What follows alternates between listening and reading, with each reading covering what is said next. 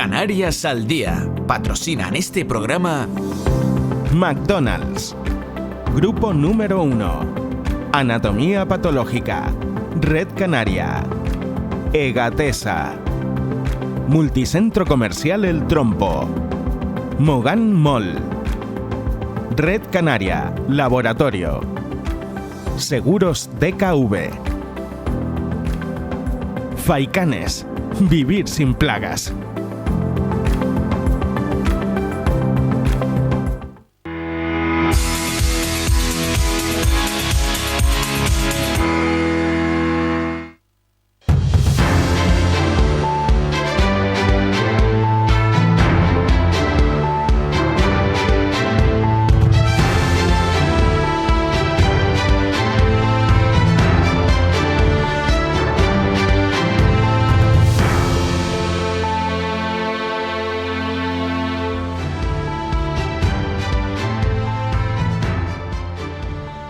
Estamos en directo como cada jueves en el repaso de la actualidad aquí en Mírame Televisión Canarias. Me acompaña también en esta mesa como cada jueves Óscar Martín, periodista de Onda Cero Canarias. Óscar, ¿qué tal, David? Muy buenas noches. Buenas noches a todos los espectadores de Mírame Televisión. Bueno, falta una semana y 3 días para que se dé ese pistoletazo a las elecciones de 2028 y hablaremos de un municipio como Telde, donde hay muchísimas opciones políticas, donde hay un cacao realmente político desde el año 2019 muy grande. Pero la realidad es que en muchos sitios, en muchas plazas, está todavía por decidir qué va a ocurrir, ¿no? Sí, panorama incierto, unas elecciones extrañas, interesantes, que además puede ocurrir cualquier cosa. Además también después en las alianzas y pactos. Hablamos, por ejemplo, de una plaza importante, un municipio, uno de los municipios más importantes de Canarias, la segunda ciudad más importante de la isla de Gran Canaria, Telde, donde efectivamente además ahí se juega mucho el Partido Socialista y sobre todo Coalición Canaria, porque parece ser que es una apuesta importante para Coalición Canaria, pero insisto, hay otras plazas importantes como la ciudad de Las Palmas, por ejemplo, Santa Cruz de Tenerife o el municipio de La Laguna. En cualquier caso, ya las fuerzas políticas, sus candidatos y candidatas, como decíamos el pasado martes, están ya lanzados en la conquista del voto y, por tanto, en sus proyectos, sus promesas y sus programas electorales. Insisto, la próxima semana será clave. Lo decía también porque se nota, se percibe en la calle que hay mucha indecisión, hay mucha gente que todavía no ha decidido su voto y eso hace que lógicamente pues las campañas de los partidos políticos sean todavía más intensas en esta última semana para intentar captar a todos esos indecisos. Efectivamente, además también con mucha imaginación, que campañas en este caso que traten de impactar o de movilizar a la ciudadanía. Entiendo además también que uno de los objetivos de los candidatos y candidatas o de las maquinarias de los partidos políticos es movilizar efectivamente al electorado. Sabes que la abstención, pues bueno, en este caso no es buena democráticamente, pero la abstención también puede perjudicar a algunas fuerzas políticas determinadas. Pero insisto, lo importante es despertar la atención de la ciudadanía. No es fácil despertar la atención de la ciudadanía, de los ciudadanos y ciudadanas, porque sabes que además también hay un distanciamiento desde hace ya muchos años de la ciudadanía con los políticos y con las fuerzas políticas. Hay en este caso una desconfianza y esa pérdida de credibilidad evidentemente les va a costar o les está costando despertar a las fuerzas políticas, a los partidos políticos, además en unas elecciones que son claves en Canarias. Bueno, nosotros la próxima semana, aprovecho, Óscar, para comentarle a los espectadores y espectadoras que no tendremos tertulia el martes, no tendremos repaso el jueves, porque vamos a ampliar la oferta del programa Decisión 2023, donde saben que están pasando por ese espacio pues los principales candidatos y candidatas de los partidos políticos para plantear sus propuestas de cara al electorado. Tendremos más entrevistas, más contenido de Decisión 2023 y el domingo un programa especial sobre el que ya les iremos dando alguna información a lo largo de los próximos días, en el que vamos a analizar en profundidad todo lo que ocurra en una jornada electoral, la del 28M, que va a ser decisiva, sin duda, para el futuro de Canarias y con probablemente más de una sorpresa. Bueno, nosotros hoy queremos empezar hablando de un asunto que ha sido, sin duda, motivo de debate a lo largo de esta legislatura en el Parlamento de Canarias y que también, sin duda alguna, va a ser una de las principales caballos de batalla de cara a la próxima legislatura. Les hablamos del modelo turístico de Canarias. Se ha abierto ya ese melón. La realidad es que el año 2023 ha empezado muy bien para el sector turístico en las islas. Hay más pernoctaciones, han llegado más turistas y ha aumentado el gasto turístico. Y conocíamos que en el primer trimestre del año Canarias ha batido récord en gasto turístico. En este contexto en el que estamos mejor que incluso antes de la pandemia, este sábado está convocada por diferentes colectivos sociales y ecologistas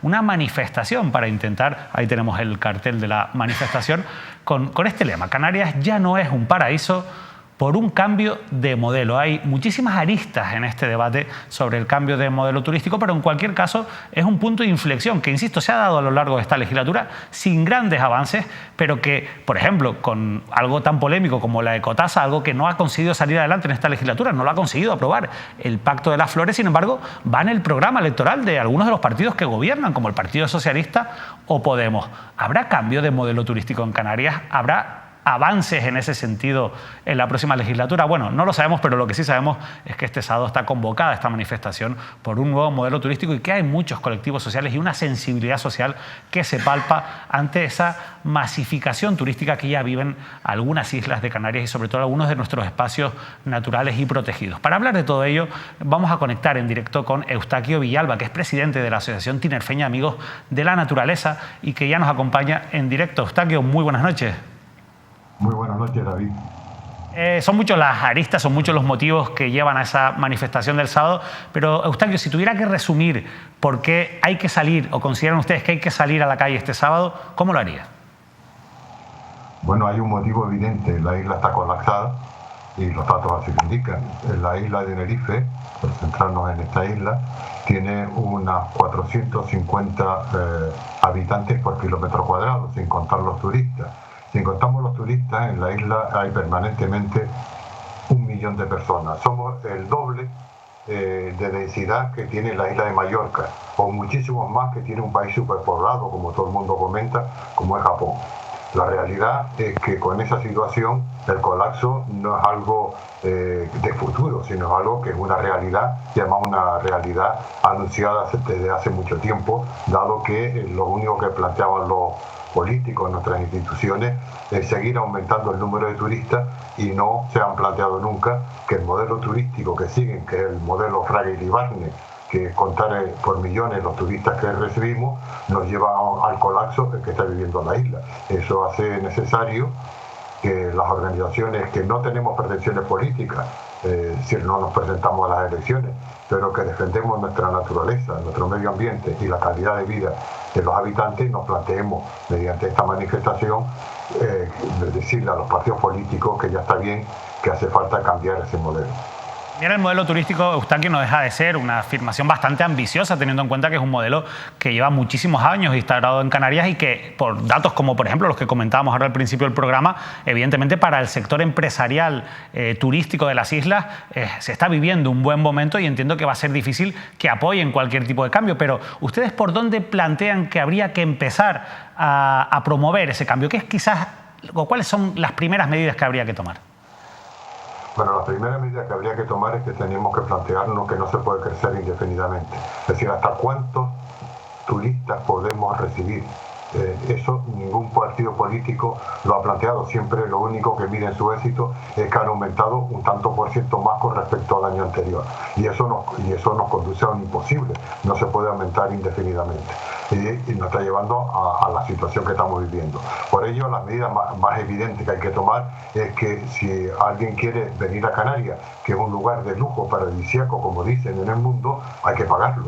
Lo primero, una ecotasa a los turistas, como en otras partes del mundo. Esto no es ninguna novedad, esto lo han planteado lugares turísticos no solo en España, sino también en otros países europeos. Los turistas paguen con un destino finalista de estos impuestos, que en este caso de Canarias sería la conservación de nuestros espacios naturales, que hoy están muy degradados por falta de inversión. Sería necesario plantearse no aumentar el número de habitaciones, de ofertas alojativas que tenemos en Canarias, puesto que ya es suficiente, y por el contrario, plantearse que no caben más hoteles, sino reformar lo que ya hay y evitar seguir ocupando un territorio que ya está muy densamente ocupado. Si nosotros nos planteamos que la densidad, por ejemplo, de una isla como Tenerife, igual ocurre similar en Gran Canaria, si descontamos los espacios naturales que tenemos, afortunadamente, que supone casi el 50% de la superficie, nuestra densidad por habitante ya no es de 457, sino más de 1000 habitantes por kilómetro cuadrado. Es decir, por tanto, es evidente que tenemos que tomar medidas. No aumentar la oferta alojativa, poner unos impuestos, como es la ecotasa, a los turistas que nos visiten para que financien el elevado consumo que ellos producen y los costos que ellos producen a la población, y eso es totalmente vital para un futuro inmediato. Igual que vital plantearnos una ley que controle la llegada masiva de gente que viene a residir en Canarias, no ya solo turistas, sino que vienen a residir en Canarias, incluso hecho que está fomentado por nuestras autoridades cuando le dicen a los europeos vengan a vivir a Canarias, que aquí no pagan calefacción ni en invierno y se pueden bañar, pero es que somos demasiados, no podemos ser la residencia para la tercera edad de los países europeos, ya somos demasiados. Canarias no somos demasiados por los canarios, de hecho, como es conocido, hace más de 4 años que mueren más canarios que los que nacen. El problema de Canarias es la gente que está llegando de los países europeos, no los inmigrantes que llegan en patera, es una cifra insignificante, ni los que vienen atraídos por la posibilidad de trabajo. Y en cuanto a los empresarios turísticos, ¿verdad? Están teniendo una temporada buenísima, están ganando muchísimo dinero, pero seguimos a la cabeza el número de parados y seguimos teniendo la renta más baja, una de las rentas más bajas de toda España. De hecho, ocupamos el lugar 17 entre las autonomías españolas, es decir, estamos muy mal y el aumento del turismo no ha significado ningún cambio.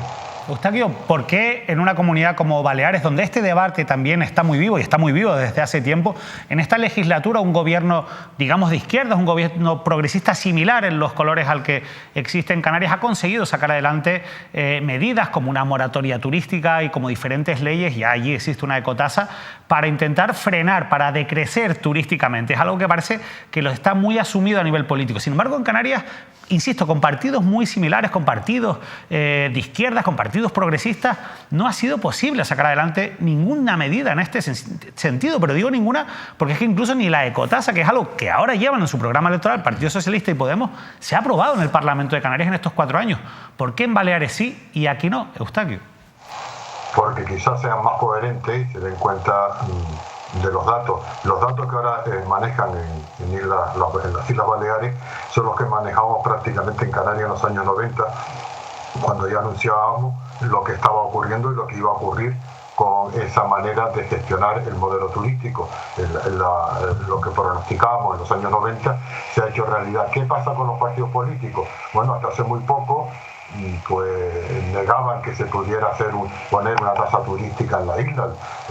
Los partidos que gobiernan lo veían como un atentado, lo negaban tajantemente. Ahora lo ponen en su programa electoral. Bueno, como tantas cosas en los programas electorales ya han dejado de ser creíbles en muchos casos, sobre todo si tenemos en cuenta lo que decían desde aquellos años atrás, de los años 90, con respecto al medio ambiente y lo que en realidad es lo que han hecho. Es decir, que credibilidad poca, promesas muchas, pero como siempre, de la realidad a los hechos hay bastante trecho. Aquí le va a preguntar ahora Óscar Martín, el compañero Onda Cero. Sí, señor Villalba, muy buenas noches. ¿Cree usted, por ejemplo, en referencia efectivamente de poner límite, poner freno ya de manera definitiva a la masificación turística, aquellos territorios como el sur de Tenerife, sur de Gran Canaria, Lanzarote y Fuerteventura? ¿Cree usted que se lo está tomando en serio o podría estar dando un paso real la propia presidenta del Cabildo de Lanzarote, María Dolores Corujo, cuando anuncia que va a poner límite a la saturación en su isla? Sobre todo, entiendo que se refiere específicamente al turismo británico. ¿Cree usted que es un argumento serio o que este argumento viene dado o está encuadrado por parte de la candidata a la presidencia del Cabildo porque estamos en un proceso electoral?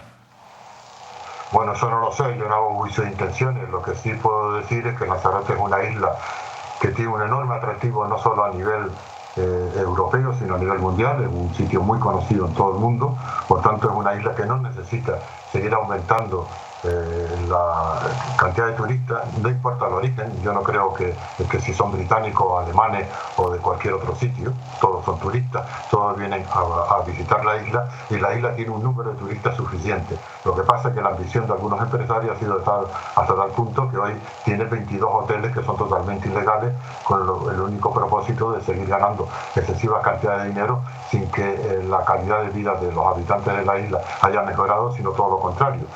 El número elevado de turistas evidentemente hace que los habitantes vivan peor que lo que vivían antes. ¿Qué le parece a usted, señor Villalba, la nueva política turística del actual gobierno de la isla de La Palma, Partido Popular, Partido Socialista, en medio de un proceso de reconstrucción, como sabe, de apostar para reactivar el turismo perdido por la erupción, apostar por hoteles de lujo, que es la política nueva de turismo, un hotel de lujo precisamente en el Valle de Eridane y otro hotel de lujo que está proyectado en este caso, o por lo menos esa es la intención, en la zona de La Pavona, en el municipio de Breña Alta? Bueno, que pone en evidencia que aquello de las Islas Verdes y un modelo turístico diferente para las tres islas más occidentales eran pura mentira.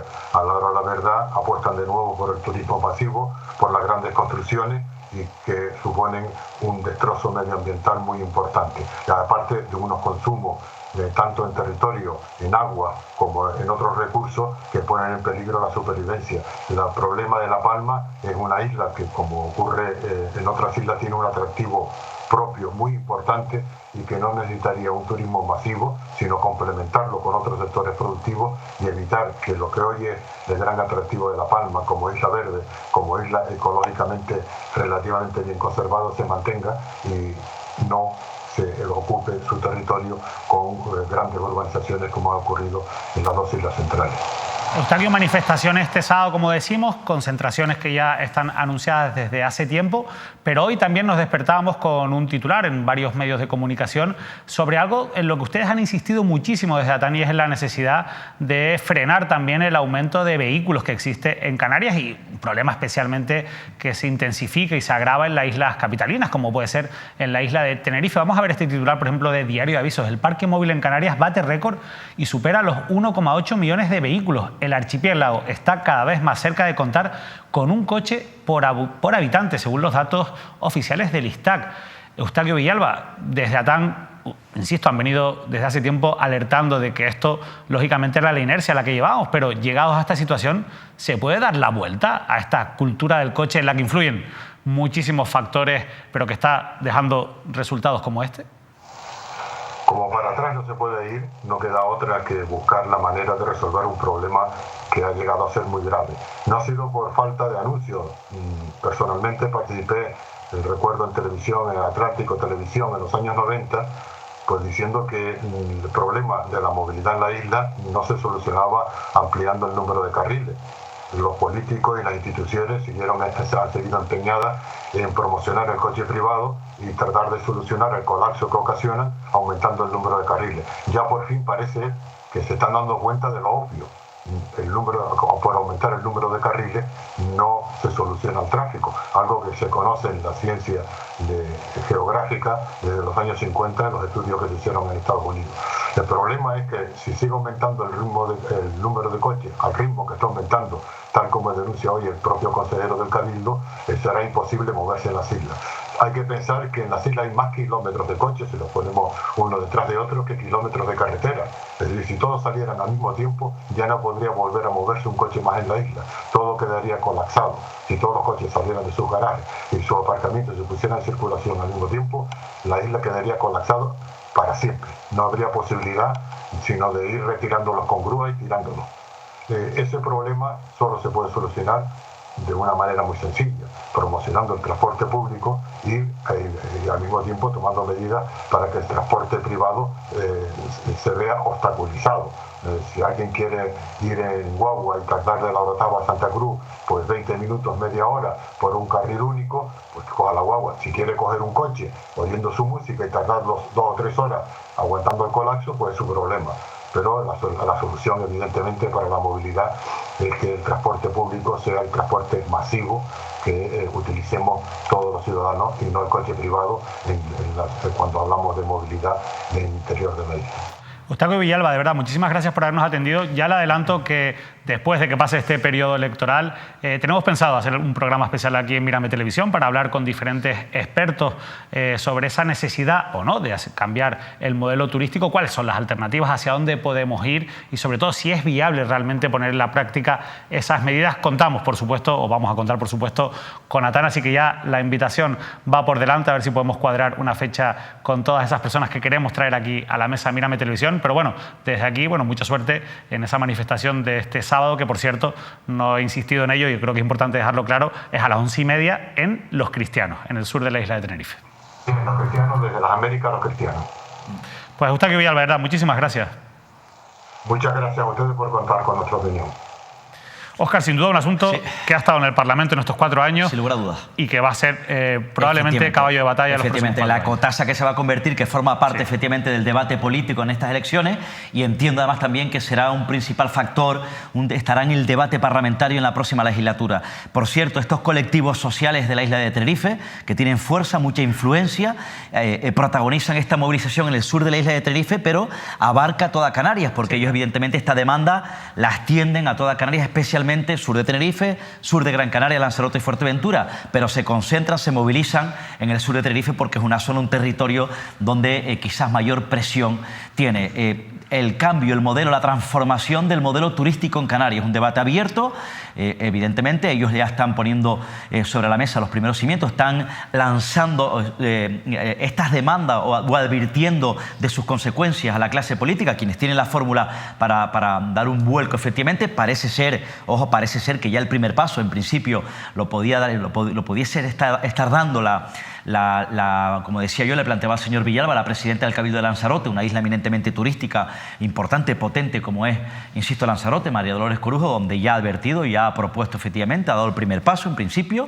Esperemos que tenga su recorrido a limitar la saturación, sobre todo a un sector, un mercado muy potente como es el británico en la isla de Lanzarote, como es muy potente también en el sur de la isla de Tenerife. ¿Cómo se da un giro? ¿Cómo se transforma? ¿Cómo se cambia el modelo turístico en Canarias? Poniendo límites a la alta capacidad, efectivamente, ¿no? Porque ya estas islas no soportan esa capacidad turística, insisto, histórica en Canarias. Y evidentemente, bueno, pues habría que poner límites, insisto, porque las islas no soportan esta capacidad, insisto, turística en Canarias. Y yo creo que evidentemente pudiesen estar dando un primer paso social estas organizaciones sociales, insisto, este próximo fin de semana en Tenerife. Como bien decías, Tenerife será el epicentro de esta manifestación, pero hay muchísimos frentes abiertos. De hecho, Cuna del Alma, que no lo hemos nombrado, después de las elecciones va a tener que resolverse ese expediente que en su momento llevó a la paralización de las obras. Veremos qué caminar tiene ese proyecto, evidentemente, el Hotel de la Tejita. El Circuito del Motor también, que son denunciantes de estos macroproyectos en la isla de Tenerife, ¿no? Lo que contabas de Lanzarote, en la isla de La Palma, ese ecoresort. También hay un proyecto hotelero declarado de interés insular en la isla del Hierro, en el municipio de La Frontera. Bueno, hay muchos frentes abiertos y, por cierto, no es un proyecto turístico, pero tiene mucho que ver también con cómo entendemos la ordenación de nuestro territorio. Hoy el colectivo Tamaranae Activismo ha mandado una nota de prensa en la que anuncia que la Comisión Europea ha aceptado a trámite una denuncia contra la central de Chira Soria en Gran Canaria. Se ha presentado esa denuncia por este colectivo y, como hemos podido comprobar, ha sido admitida a trámite. Es lo normal en este tipo de procedimientos. Se ha admitido a trámite y ahora tendrá que decidir la Comisión Europea si hay o no incumplimientos de la normativa europea. Como digo, muchos frentes abiertos en Canarias. Efectivamente, yo decía sobre este debate abierto porque es importante, es trascendental.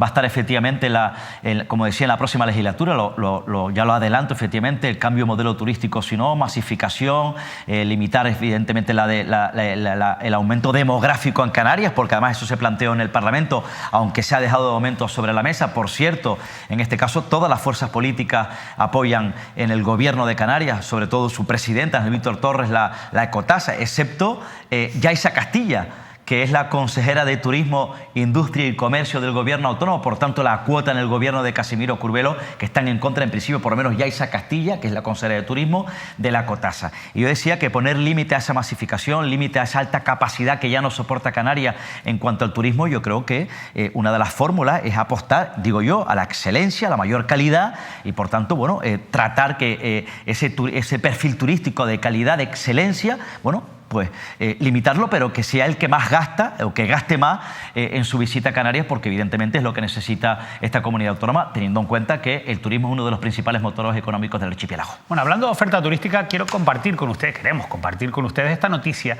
que leíamos en Canarias ahora hace unos días. La pesca de tiburones protegidos se vende en Lanzarote como atractivo turístico, una aventura para los buscadores de monstruos. Una empresa radicada en Lanzarote vendía a través de internet, de las redes sociales, como oferta turística el cazar tiburones y otras especies en peligro de extinción en la costa de Lanzarote. Además, después publicaban las fotos con las capturas que hacían. Todos estos hechos han sido puestos en conocimiento de la Fiscalía por el propio Cabildo de Lanzarote, pero ha despertado también las alarmas de, sobre todo, la falta de control, porque sorprende que este tipo de cuestiones se puedan llevar a cabo con tanta facilidad, hasta el punto de anunciarse en redes sociales y en algunas webs de internet. Y la verdad es que, bueno, Óscar, pues una noticia que nos tiene que poner un poco también en la alerta, es decir, cuidado, que ya no solo estamos hablando de cambiar un modelo turístico, sino que hay que frenar también algunas prácticas que evidentemente son completamente ilegales y que van contra la protección de nuestras especies, contra nuestra riqueza de nuestra biodiversidad. Efectivamente, ¿no? En este caso, además contamos la semana pasada también una zona, el martes, en la zona de las dunas, ¿no? Una zona protegida en Maspaloma, efectivamente, con la instalación de ese tipo de infraestructuras que van en contra, son incompatibles de espacio protegido, y aquí no vale todo, efectivamente. Esto forma parte además de este episodio que está denunciando precisamente el Cabildo de Lanzarote, que estamos denunciando a esta hora de la noche. Hay que evitarlo, hay que erradicarlo además, y hay que ponerlo en ese debate sobre el cambio del modelo turístico, porque no vale todo, efectivamente. Bueno, el hecho de que se trate de ganar dinero o de atraer turistas con prácticas tan horrorosas, tan denunciables, que afectan, que golpean duramente a especies protegidas, desde luego, primero tienen que denunciarlo las instituciones, en este caso el Cabildo de Lanzarote, pero desde luego este tipo de práctica, la práctica y a los empresarios que estén detrás de este tipo de práctica, hay que denunciarlo efectivamente en los tribunales. Bien, por el Cabildo de Lanzarote en este sentido, y nos vamos a quedar en la isla conejera, porque la realidad es que hay una noticia que también queríamos compartir, en este caso del Diario de Lanzarote, que tiene mucho que ver con un tema que hemos abordado aquí muchas veces, y es la dificultad que tienen vecinos y vecinas, sobre todo de zonas turísticas en Canarias, para acceder a una vivienda digna, ya sea para acceder a un alquiler digno, ya sea para comprar vivienda. Y claro, esto llama muchísimo la atención, porque creo que podemos ver el titular.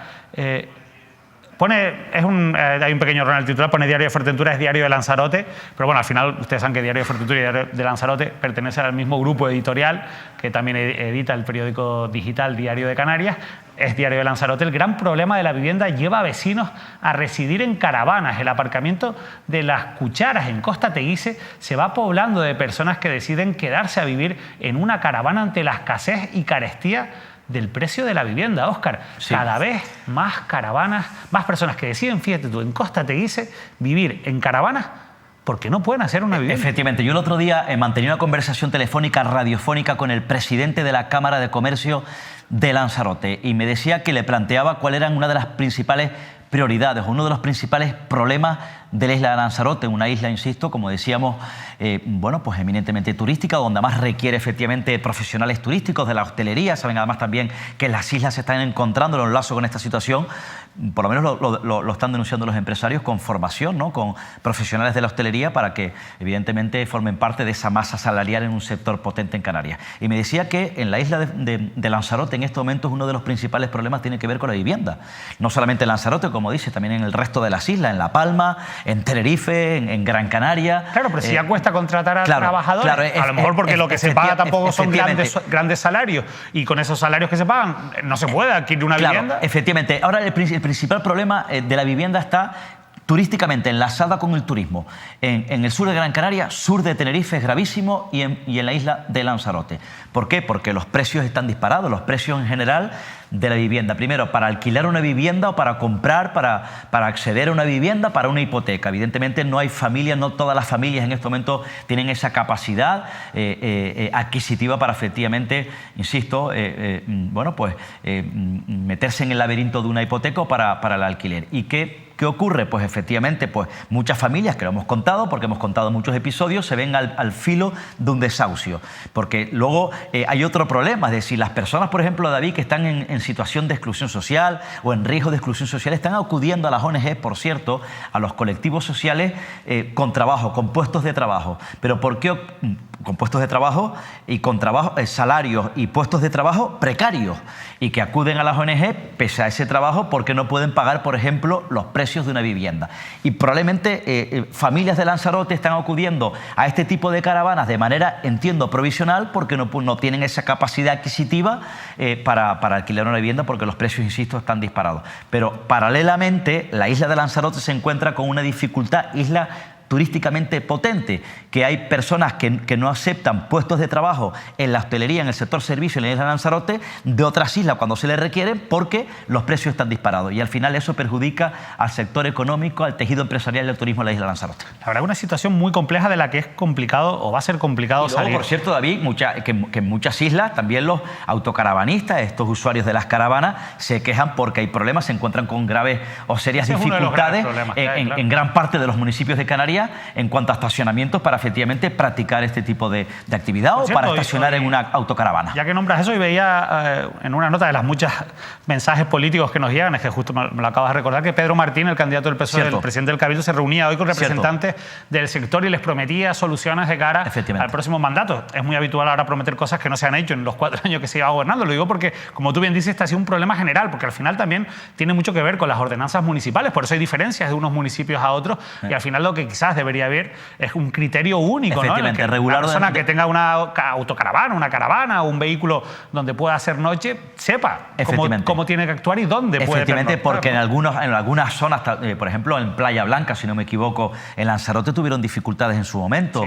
En una Semana Santa recuerdo en que los desalojaron a un grupo de autocaravanistas de Lanzarote. En el propio municipio de Guía de Isora ha habido problemas. En el municipio donde es Pedro Martín. Efectivamente, ¿no? Cada municipio en cada isla es diferente como la fórmula en la que se regula efectivamente esta actividad o los estacionamientos para disfrutar de la actividad en Semana Santa, en verano, que es más común. Pero yo creo que tiene que ser unificado y eso, entiendo yo, si no me equivoco, debe formar parte o lo tiene que articular en este caso la Federación Canaria de Municipios, es decir, la FECAN, que representa a todos los municipios de Canarias. Ese es un buen apunte, Óscar. Mira, vamos a hablar, Óscar, ahora de un asunto, bueno, se lo adelantábamos el pasado martes y es una cuestión que nos preocupa mucho. Lo hemos comentado a lo largo de los últimos años en varios programas aquí en Canarias al Día. Es la situación que viven en este caso los alumnos y alumnas que quieren acceder a ese servicio que por ley deberían tener de atención temprana. Una cuestión básica cuando hablamos de la inclusividad dentro de nuestro sistema educativo, de la equidad también dentro del sistema educativo, de poder conciliar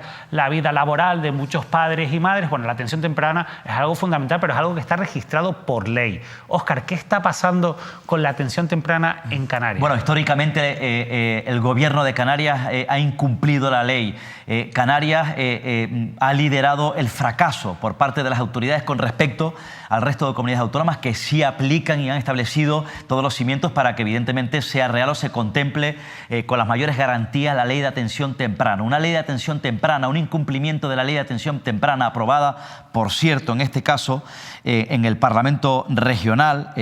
Ya saben que se aprobó por los grupos parlamentarios. Estamos hablando que ellos están pidiendo la plataforma de la ley de atención temprana y de los derechos de la infancia en Canarias, que se cumpla en este caso en su totalidad, una ley llamada la Ley 12/2019 del 25 de abril que regula, insisto, la atención temprana, que, insisto, por eso digo que fracaso, fue aprobada en el Parlamento y a día de hoy están incumpliendo. Y estamos hablando en este caso de unos recursos, de un servicio que está afectando a 9.000 niños y niñas, 9.000, como decía o avanzamos el pasado martes, 9.000 niños y niñas de esta comunidad autónoma. Y la plataforma de atención temprana, derechos de la infancia en Canarias, ha vuelto a pedir un compromiso real y firme a cada uno de los candidatos de las fuerzas políticas que se presentan a la presidencia del gobierno el 28 de mayo. Según me contaba Miguel Llorca estos días, de momento, por lo menos el pasado martes, quienes se han adherido a este compromiso, a este reclamo, ha sido Fernando Clavijo, el candidato de Coalición Canaria,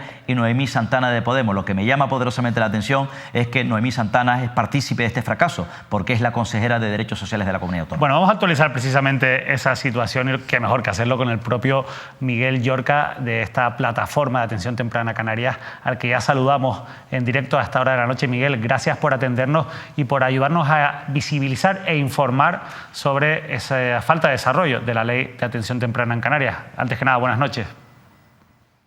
Hola, buenas noches y gracias a ustedes por darnos voz y poder visibilizar un grave problema que tiene nuestra comunidad, como es el de más de 9.000 niños y sus familias, que con mucha alegría vimos que se aprobaba una ley hace 4 años a propuesta de esta plataforma y se aprobaba por unanimidad y sin embargo sigue incumpliéndose muchos de sus artículos y con un desarrollo deficitario. La verdad, Miguel, que bueno, vamos a empezar, si te parece, por lo último que comentaba Óscar Martín. Ustedes han presentado un compromiso, estamos en campaña y lógicamente ahora es un buen momento para que también las diferentes organizaciones que reivindican derechos sociales hagan su campaña y busquen compromisos políticos. Han presentado un compromiso para que se cumpla la ley, básicamente. Ahora nos podrás explicar con calma qué es lo que han solicitado, pero vamos a empezar por lo que decía Óscar al final. De momento solo, o hasta el martes, habían firmado ese compromiso Coalición Canaria y Fernando Clavijo y Podemos y Noemí Santana. ¿Ha habido alguien más en las últimas horas que se haya sumado a ese compromiso de la plataforma?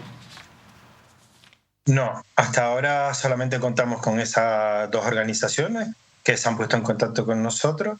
El próximo lunes vamos a tener una reunión con la candidata a la alcaldía de Santa Cruz de Tenerife de Nueva Canarias, pero claro, los ayuntamientos no tienen competencia en el desarrollo de la ley. Nosotros lo que queremos es reunirnos, en este caso, si fuera de Nueva Canarias, pues con el candidato a la presidencia por Nueva Canarias. Vamos a ver. ¿Qué es lo que le piden a los partidos? ¿Cuál es el compromiso que quieren arrancar de los partidos políticos? A ver, nosotros lo que planteamos en el escrito que hemos enviado es que nosotros en abril del año pasado nos reunimos con Ángel Víctor, en presidencia del gobierno, nos reunimos con Ángel Víctor Torres y con los 3 consejeros que implicados en el desarrollo de esta ley. Es decir, el consejero de Sanidad, la consejera de Educación y la consejera de Políticas Sociales.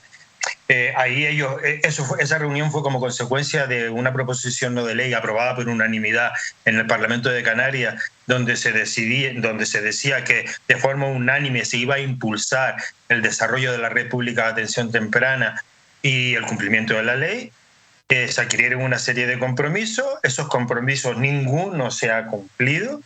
De cara a la elaboración de los presupuestos de este año, nosotros nos volvimos a reunir con todos los portavoces de los grupos políticos para plantear enmiendas que facilitaran el que esos compromisos que se habían firmado se pudieran llevar a cabo.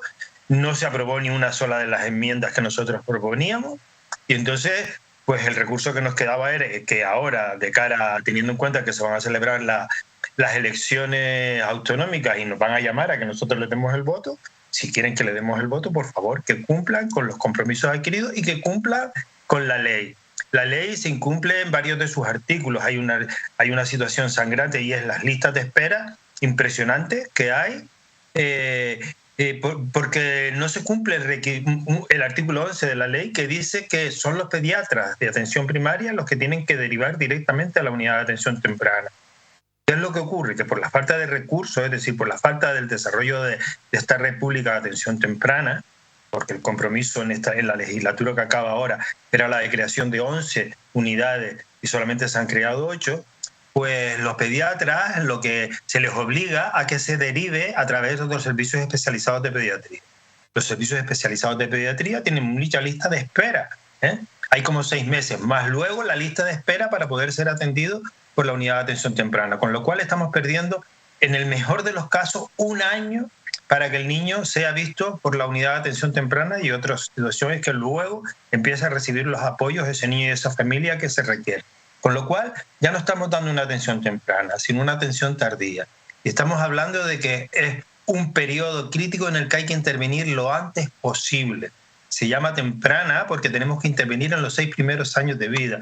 Y no es una cuestión baladí, sino es porque en esos 6 primeros años de vida el cerebro de ese niño se está desarrollando y se desarrolla en función de los estímulos que reciba.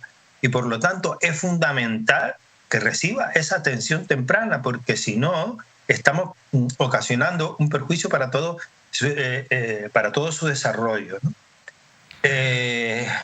Miguel, le va a preguntar ahora a Óscar Martín. Hay muchas cosas de las que vamos a hablar, pero le va a preguntar ahora a Óscar Martín. Sí, señor Llorca, muy buenas noches. Dígame una cosa, ¿qué islas son las que en estos momentos no cuentan con esos recursos de atención temprana?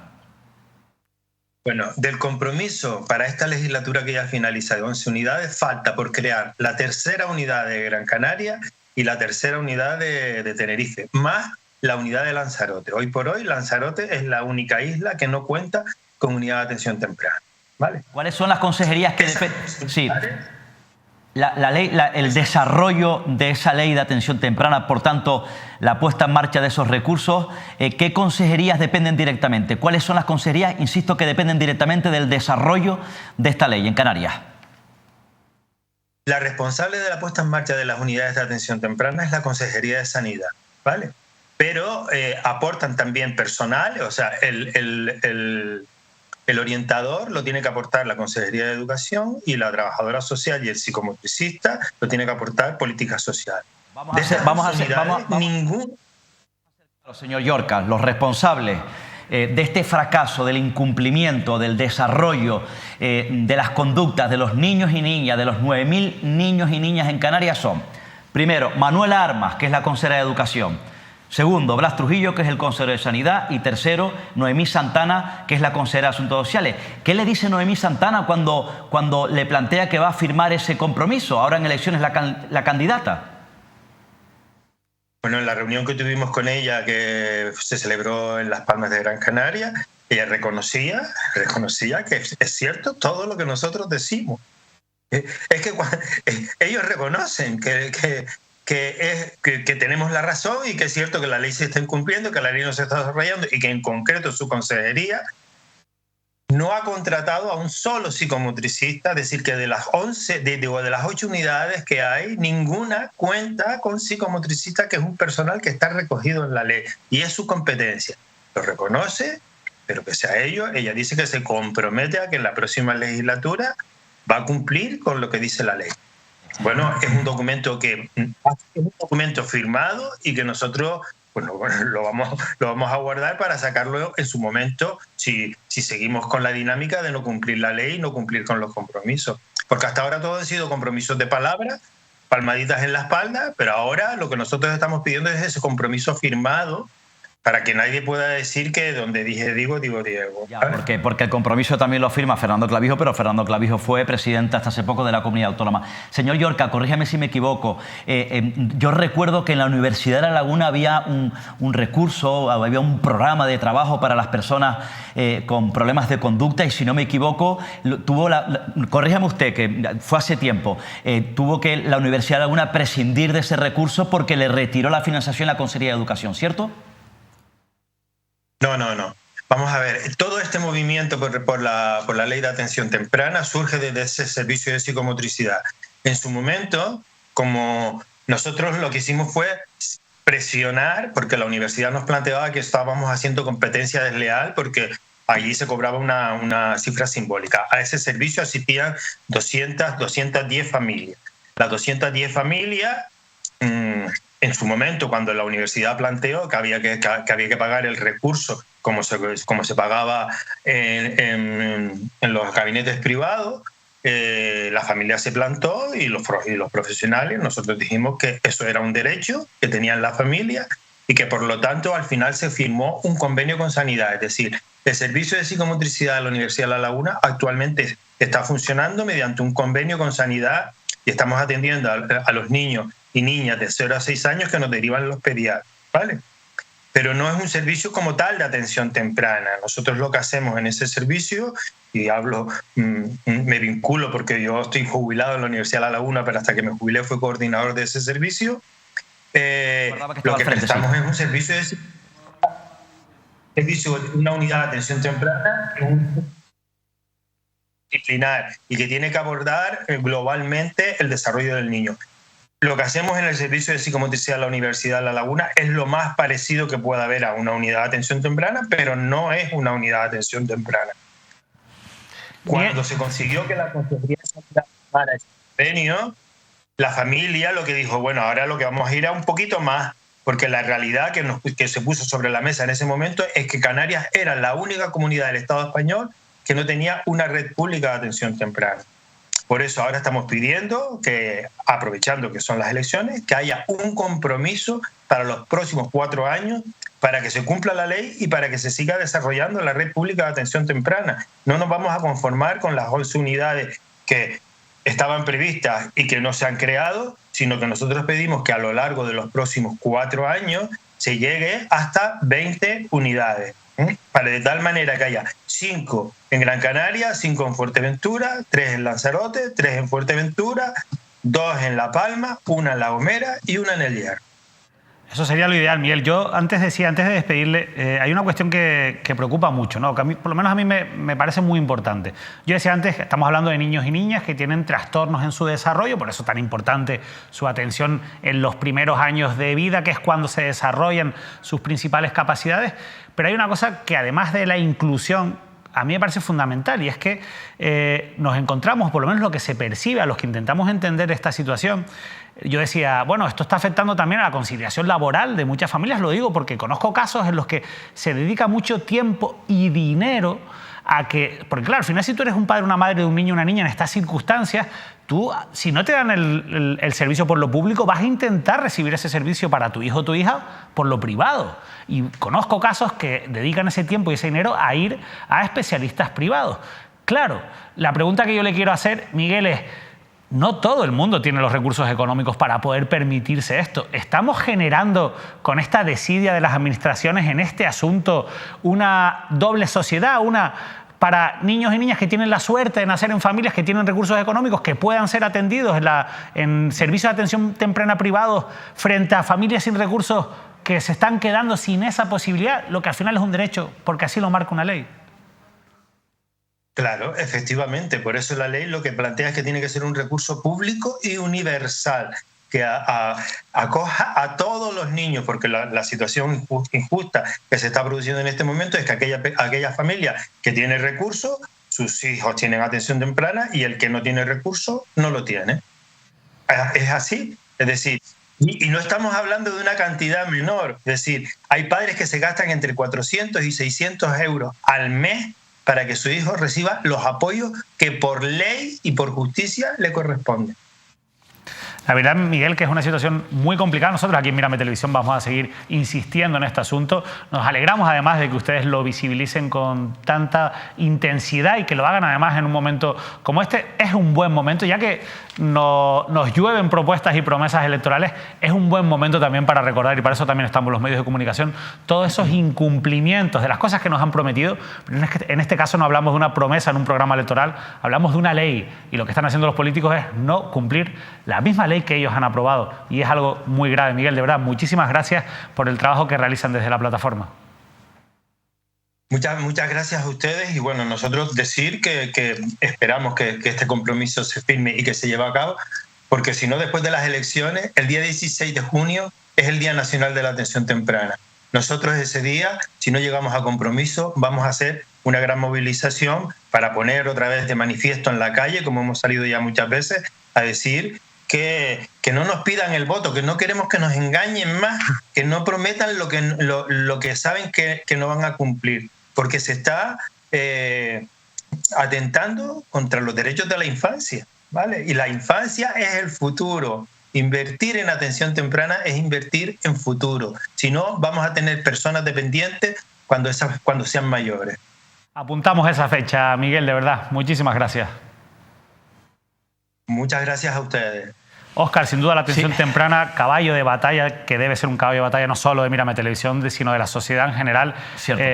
Nunca se sabe cuándo vas a tener un niño o una niña que necesita esos recursos públicos. Cierto, incumplimientos, fracaso de la clase política, de los responsables. Además, por cierto, en campaña electoral vemos que muchos de los candidatos y candidatas hablan de los gobiernos de las personas, ¿no? De los programas de las personas. Pues evidentemente es contradictorio con ese maltrato efectivamente que están protagonizando con los niños y niñas que necesitan de este tipo de recursos. Por cierto, esta misma tarde, en este caso concretamente la Asociación en Defensa de la Sanidad Pública en Canarias ha lanzado un comunicado apoyando a esta plataforma que representa este protagonista, el señor Llorca, diciendo que el trato que se le está dando a los 9.000 niños y niñas que necesitan de este recurso en Canarias es indignante. Insisto, lo ha dicho hoy la Asociación en Defensa de la Sanidad Pública en Canarias. Pero yo repito, aquí hay nombres y apellidos que hay que ponerlos sobre la mesa esta misma noche, de los que son protagonistas de este fracaso y de los que le están dando la espalda a estos niños y niñas y que son los verdaderos partícipes o protagonistas de este incumplimiento tremendo que hay que denunciar y que estamos denunciando. Manuela Armas, la consejera de Educación del Partido Socialista, Blas Trujillo, consejero de Sanidad del Partido Socialista, y Noemí Santana, consejera de Derechos Sociales de la Comunidad Autónoma por Podemos. Bueno, pues hay que dar esos nombres, los nombres por delante, los responsables, por supuesto, de los que están incumpliendo, insisto, una ley aprobada en el Parlamento. Todos los diputados y diputadas que forman parte del Parlamento regional también son cómplices y partícipes de este fracaso. Pues te me has adelantado porque es lo que iba a decir. Es verdad que las consejerías son las máximas responsables, pero esto es una ley aprobada en el Parlamento por todos los diputados y tiene que ser el propio Parlamento el que exija al Ejecutivo, el cumplimiento. Al Ejecutivo, al Gobierno en este caso, que cumpla lógicamente las leyes que se aprueban en el Parlamento. Bueno, nosotros estaremos muy pendientes del desarrollo de la Ley de Atención Temprana y sobre todo de esa fecha, el 16 de junio, veremos si hay compromiso para cumplir esa ley en Canarias, para dotar de recursos a la atención temprana pública en las islas y dejamos ya de generar una Canaria que va a dos velocidades, a una velocidad para los que tienen recursos económicos y a otra para los que no tienen recursos económicos. Nosotros nos vamos a publicidad y volvemos con más asuntos de actualidad después de esta pausa. Para los que al final hacen posible este programa también tengan su espacio, hablaremos de asuntos en Tenerife, en Fuerteventura, en Gran Canaria, de la crónica política. Bueno, tenemos muchísimas cuestiones que contarles, así que no se lo pierdan.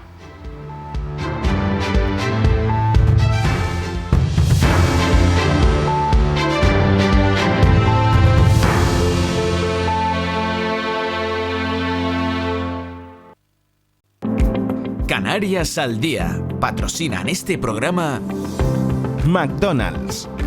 Grupo número 1. Anatomía Patológica. Red Canaria. Egatesa. Multicentro Comercial El Trompo. Mogán Mall. Red Canaria. Laboratorio. Seguros DKV. Faicanes. Vivir sin plagas.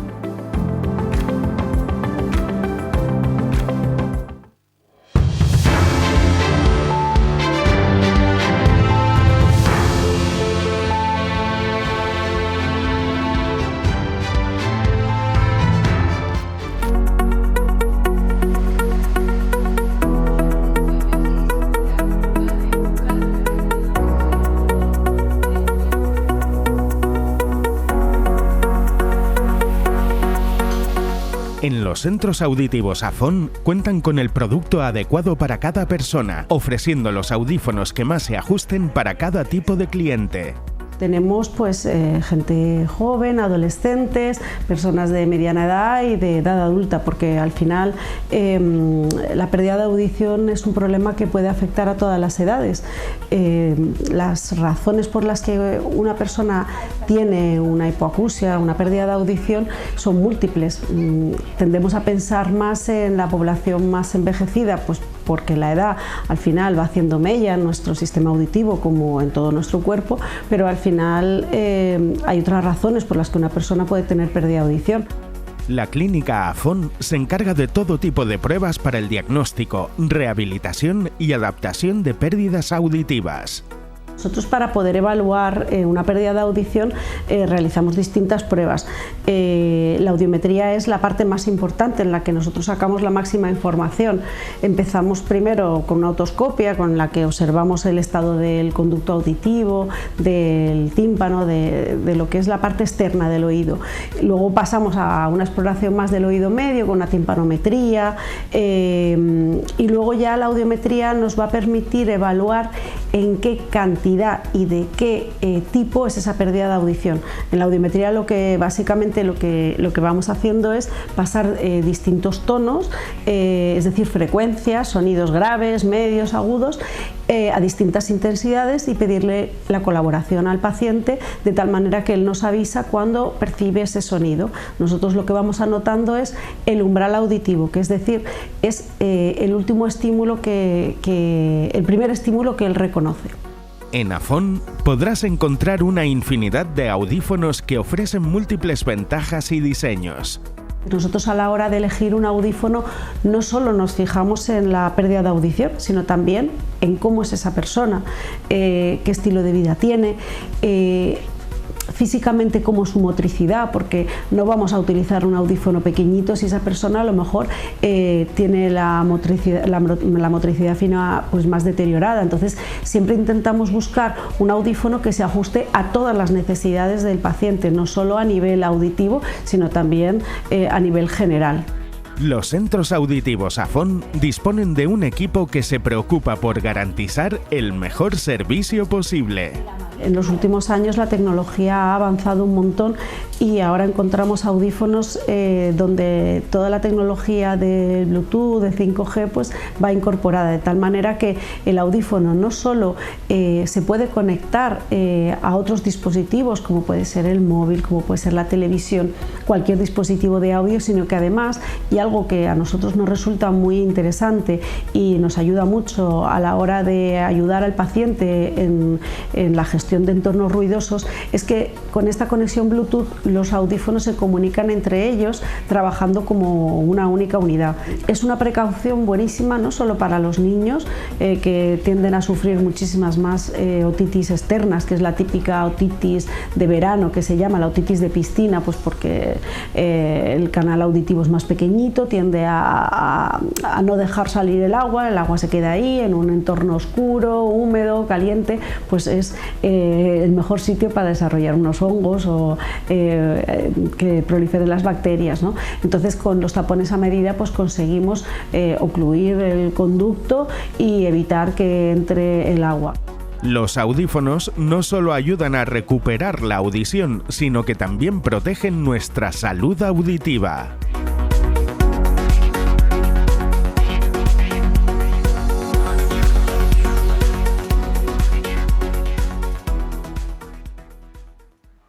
Bueno, continuamos aquí en Canarias al Día en el repaso y vamos a hacer una parada ahora en el municipio tinerfeño de Güímar. Empezamos con este titular que publicaba Tiempo de Canarias, más facturas a dedo de la exalcaldesa de Güímar, Carmen Luisa Castro. Una reclamación de abono de cantidades por la adjudicataria de obras contratadas irregularmente acaba en la Fiscalía. La verdad que el caso se las trae por los hechos que les voy a narrar a continuación. Fíjense lo que ocurría en 2019, unos meses antes de unas elecciones, un periodo que nos suena por lo que estamos viviendo en estos días. La entonces, en 2019, alcaldesa del municipio de Güímar era Luisa Castro del Partido Popular. Bueno, pues adjudicó al menos 35 obras de asfaltado y mejora de calles en el municipio de Güímar de forma verbal, sin ningún tipo de expediente administrativo a una misma empresa.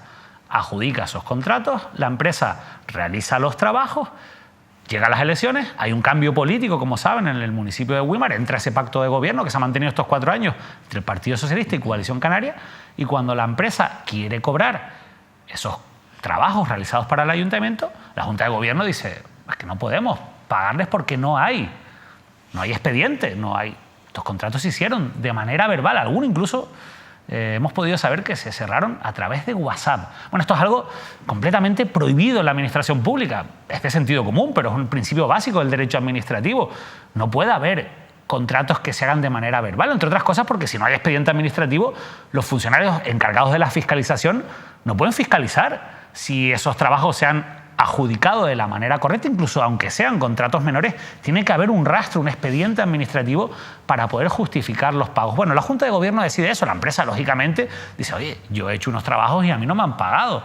Acude a un juzgado de lo contencioso administrativo y el pleito, después de esa demanda, el juzgado de lo contencioso administrativo le da parcialmente la razón a la empresa en el sentido de que considera que el ayuntamiento de Güímar, que ha incurrido en lo que se llama un enriquecimiento ilícito porque ha recibido un beneficio que es el trabajo o unas obras que se han realizado pero no las ha pagado y por tanto se ha producido ese enriquecimiento ilícito y tiene que indemnizar a esta empresa.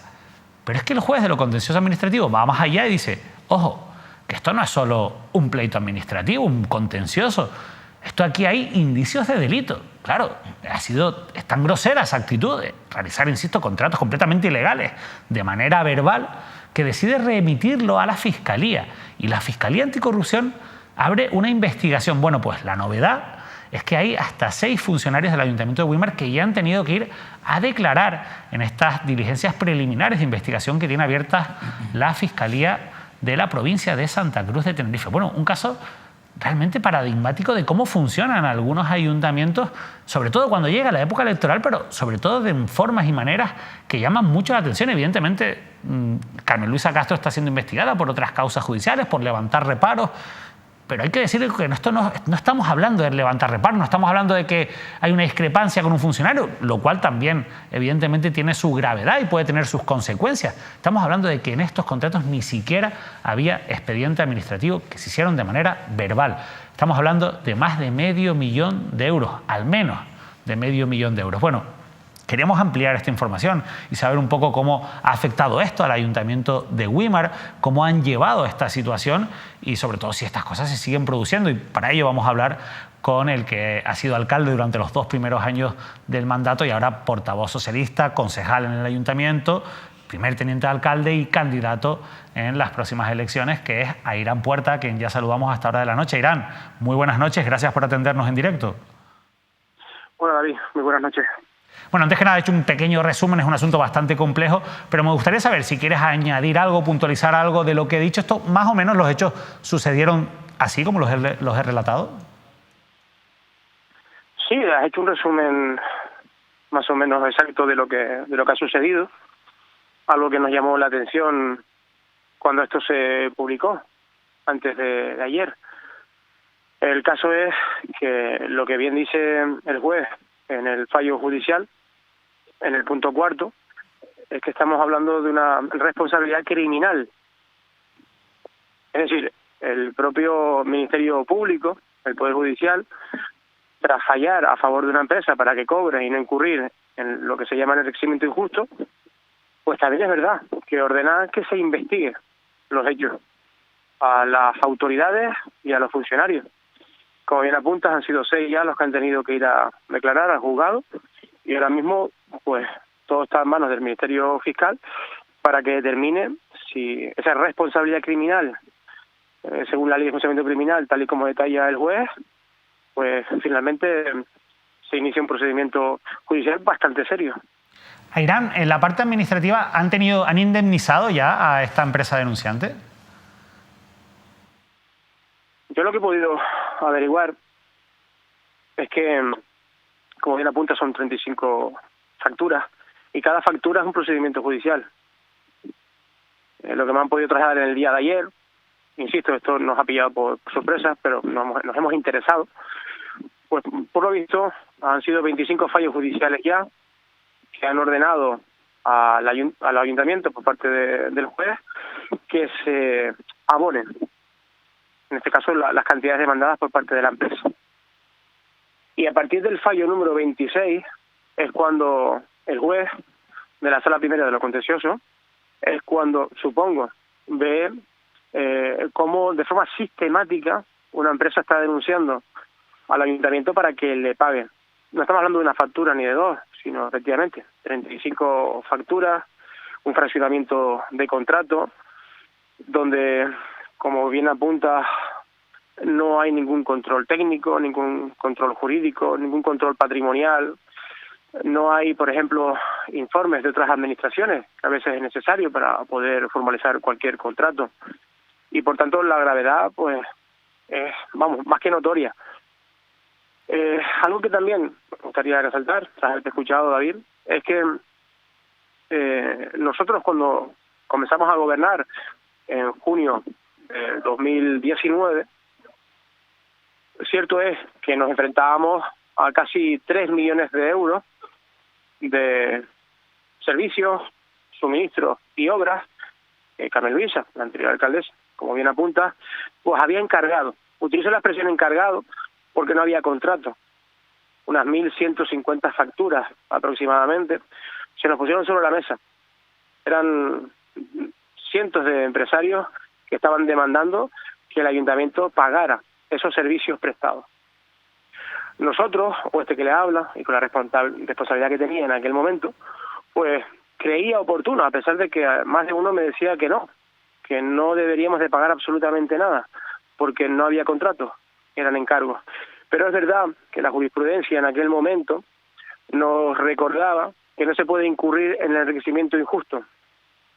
Y por tanto, si el servicio está prestado, cuestión que tuvieron que determinar 4 aparejadores del ayuntamiento que se pusieron a trabajar durante bastante tiempo, dense cuenta que son unas 1.150 facturas, y tuvieron que ir analizando cada uno de estos trabajos que las empresarias demandaban que se les abonara, para ver si finalmente se habían prestado esos servicios.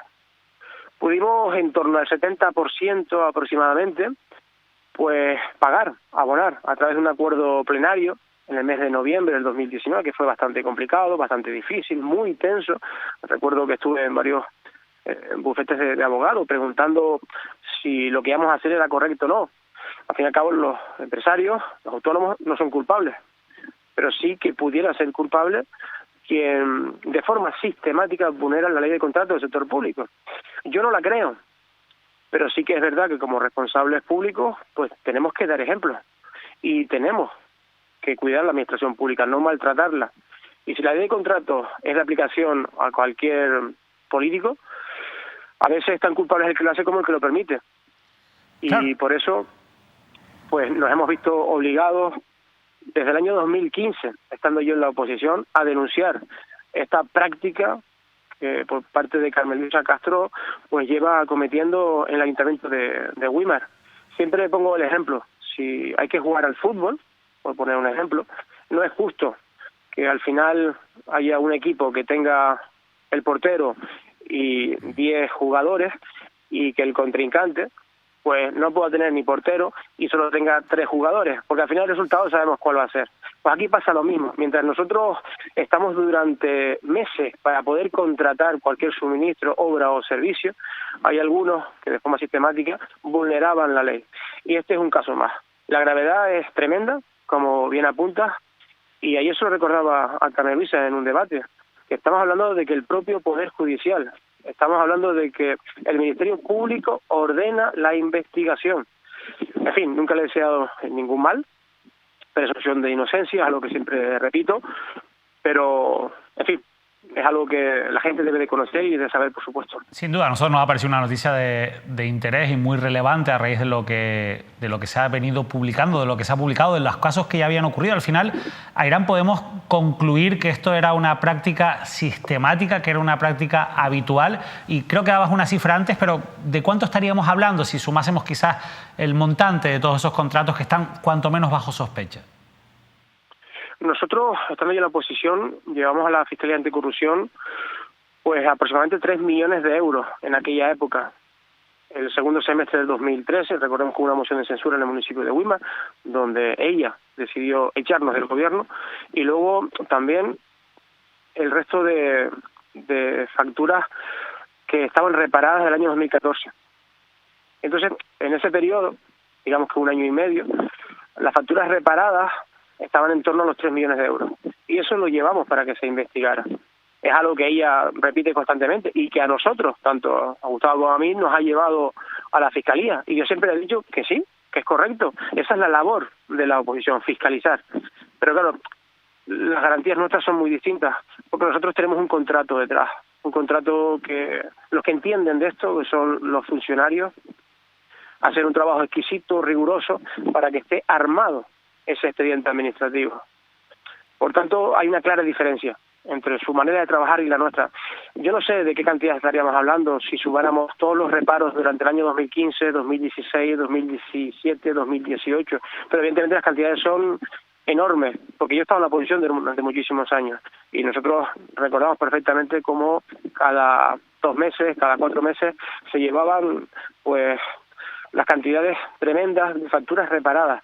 El reparo, para quien no lo sepa, es un instrumento administrativo que existe y que evidentemente lo puede utilizar cualquier responsable público. Pero claro, la diferencia es que el reparo se crea para poder pagar aquellos servicios que son indispensables para la ciudadanía. Son esos servicios que son necesarios y que por tanto no se puede prescindir de ellos, como por ejemplo el alumbrado público, la telefonía, la limpieza de las calles. Es decir, esos servicios la propia ley los contempla como esenciales y por tanto sí que se puede justificar el levantamiento de un reparo. Pero como estamos hablando que de forma sistemática ejecutamos obras, suministros y servicios donde hay una ausencia absoluta del procedimiento, pues evidentemente yo creo que a estas alturas es para estar preocupado. Y no me siento mal por hablar de esto, porque lo llevo recordando durante muchísimos años. Y no es porque ella también ha anunciado en varias ocasiones también que a nosotros se nos ha llevado a Fiscalía. De hecho, yo se lo decía en el día de ayer.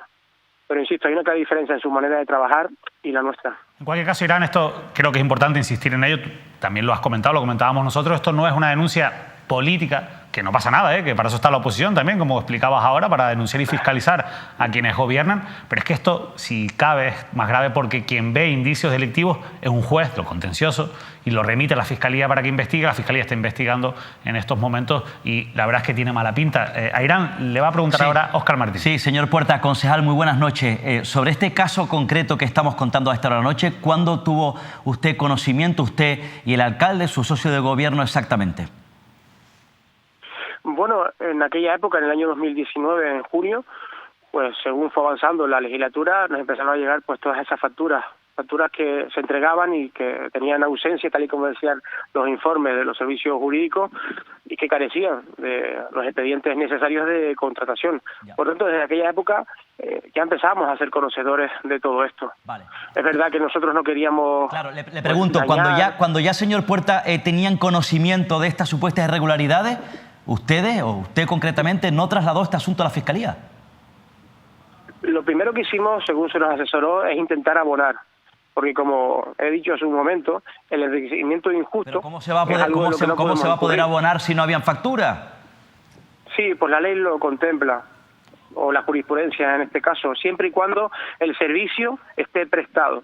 Son términos jurídicos, entiendo que puedan ser un tanto complicados, pero el técnico municipal se tenía que sentar delante de la factura y tenía que comprobar y verificar, a pesar de que no había contrato alguno, de que ese servicio se había prestado, de que el suministro se había dado, por ponerles un ejemplo.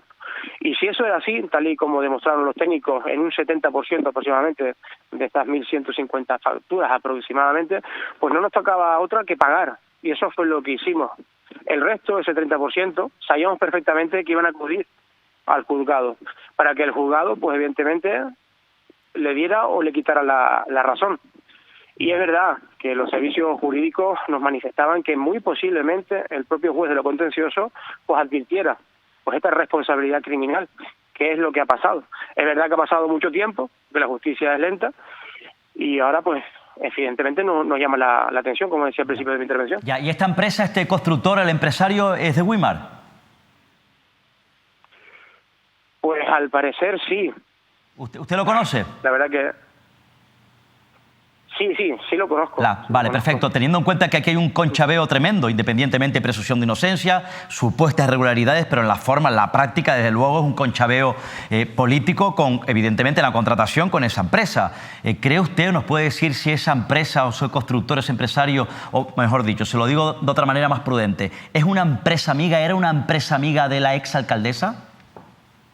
Miren, yo, quien me conoce sabe que soy muy exquisito y muy riguroso, y esa terminología no me gusta utilizarla. Porque sabe usted que hay empresas amigas, hay empresas favoritas, no solamente en Wimar, sino en otros municipios, otros alcaldes o alcaldesas, que siempre tienen preferencia por unos empresarios y menos por otros, y luego por eso se hacen este tipo de prácticas chapuzas que acaban en la Fiscalía y los juzgados.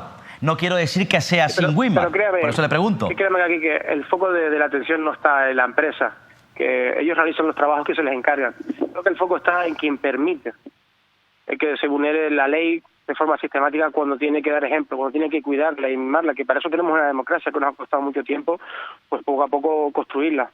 Créame que lo digo desde la más absoluta racionalidad. Creo que lo lógico y lo razonable no es pensar en una empresa que hace una serie de trabajos, sino pensar que quien está detrás lo ha permitido, que tiene la autoridad legal para hacerlo, lo ha permitido de forma sistemática durante muchísimo tiempo. Ya le digo, son muchos y muchos los millones con esos levantamientos de reparo. Mientras otros sufren, y sé de lo que estoy hablando, y lo he dicho en muchas ocasiones, para contratar cualquier cosa, hay otros que no sé cómo pensarán, pero evidentemente se alejan mucho de cómo nosotros caminamos y actuamos y obramos en la administración pública. Pues Irán Puerta, de verdad, muchas gracias en esta noche por habernos acompañado en directo, porque además sabemos que está en plena campaña electoral y que es complicado hacer hueco en la agenda, pero yo creo que era necesario, es un asunto delicado y que necesitamos conocer algunos datos más por parte de la versión oficial, en este caso como representante del Ayuntamiento de Wimar. De verdad, Irán, muchísimas gracias. Muy bien, gracias a ustedes. Un abrazo y buenas noches. La verdad que es un asunto delicado que pinta mal, Óscar. Cierto. que viene de una denuncia del propio juez. Y antes tú hacías muy buenas preguntas, muy certeras. A veces en este tipo de conexiones es complicado porque no es lo mismo una entrevista personal que una persona que entra por teléfono, por videollamada. Pero yo creo que ponías el énfasis en algunas cosas interesantes. Por ejemplo, el papel de la empresa, ¿no? Porque tú dices, bueno, Airán ha sido muy cauto, ¿no? Nosotros no podemos saber si es una empresa mía o no lo es. Pero sí que es verdad que es una empresa que también tiene que saber cómo funciona la administración. Aceptan cargos de manera verbal. Efectivamente. Con esa ligereza a través de WhatsApp, ¿no? Hay una cierta confianza. Cierto, por eso preguntaba efectivamente, tanto por el político de turno, no en este caso concreto, suele ocurrir, el político de turno en determinado municipio, en determinado punto de la geografía canaria. Se han producido casos, evidentemente, de este tipo, ¿no? Hemos conocido algunos, hemos denunciado algunos. Cuando hay una relación tan cercana, verbal, de esa manera, pues por eso a uno le llama poderosamente la atención, ¿no? Esa confianza que pueda haber. Porque y en determinados momentos hay empresas amigas que aprovechan esa relación para hacer prácticas de este tipo. Insisto, no quiere decir que esto haya ocurrido en Güímar, lo desconocemos, por eso yo le preguntaba al propio exalcalde. Pero no somos tontos, ¿no? Y hemos visto muchos casos y al final este tipo de cosas, porque la empresa corre un riesgo, o sea, si no hay un contrato, la empresa evidentemente tiene sus propios asesores jurídicos y una empresa, yo estaba mirando aquí, es una empresa que efectivamente se llama, por cierto, el nombre de la empresa es Mofesea Sociedad Limitada, hay que decir que la empresa no se la está investigando, la empresa ha ejercido su derecho legítimo a acudir a un contencioso a cobrar, pero también es verdad que la empresa asume un riesgo, porque de hecho ha tenido que acudir a un juzgado para que le paguen. Cierto. Claro, la realidad es, y había una cierta confianza de que iban a cobrar, porque si no se está asumiendo un riesgo que a mí me cuesta encajar, si no existe, pues esa confianza, insisto, no digo que sea un amiguismo, no digo que sea un trato de favor, pero sí una confianza en que en el grupo de gobierno en la que en aquel momento hacía estos contratos, que era la procedimiento y la práctica, la metodología, insisto, mal hecha, insisto, tanto por el propio ayuntamiento de la alcaldesa, y repito, como por la empresa, la construcción.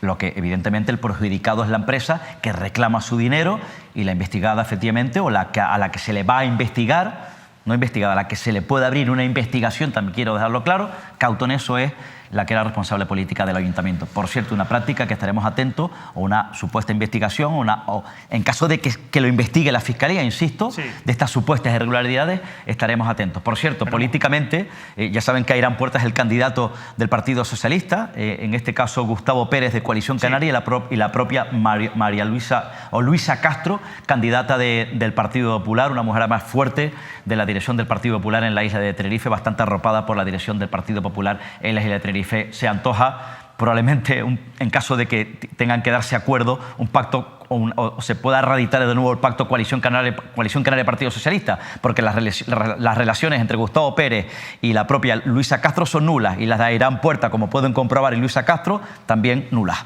Bueno, la realidad es que yo lo que me huelo es que va mucho la cosa por ahí, ¿no? Yo creo que si las cuentas dan, este pacto que ha funcionado bien estos 4 años, pacto atípico, Coalición Canaria, Partido Socialista, que ha ido en contra un poco de la dinámica del último pacto regional después de las elecciones de 2019, tiene pinta de que va a continuar, insisto, si los números dan. Recuerden que Luisa Castro venía de tener mayoría absoluta en el municipio de Güímar, que perdió en las elecciones de 2019. Vamos con un repaso rápido de algunos otros asuntos que nos ha dejado la actualidad. Una cuestión que también abordamos el pasado martes es la de la huelga de médicos, que sigue confirmada para mañana. Vean este titular de Canarias Ahora.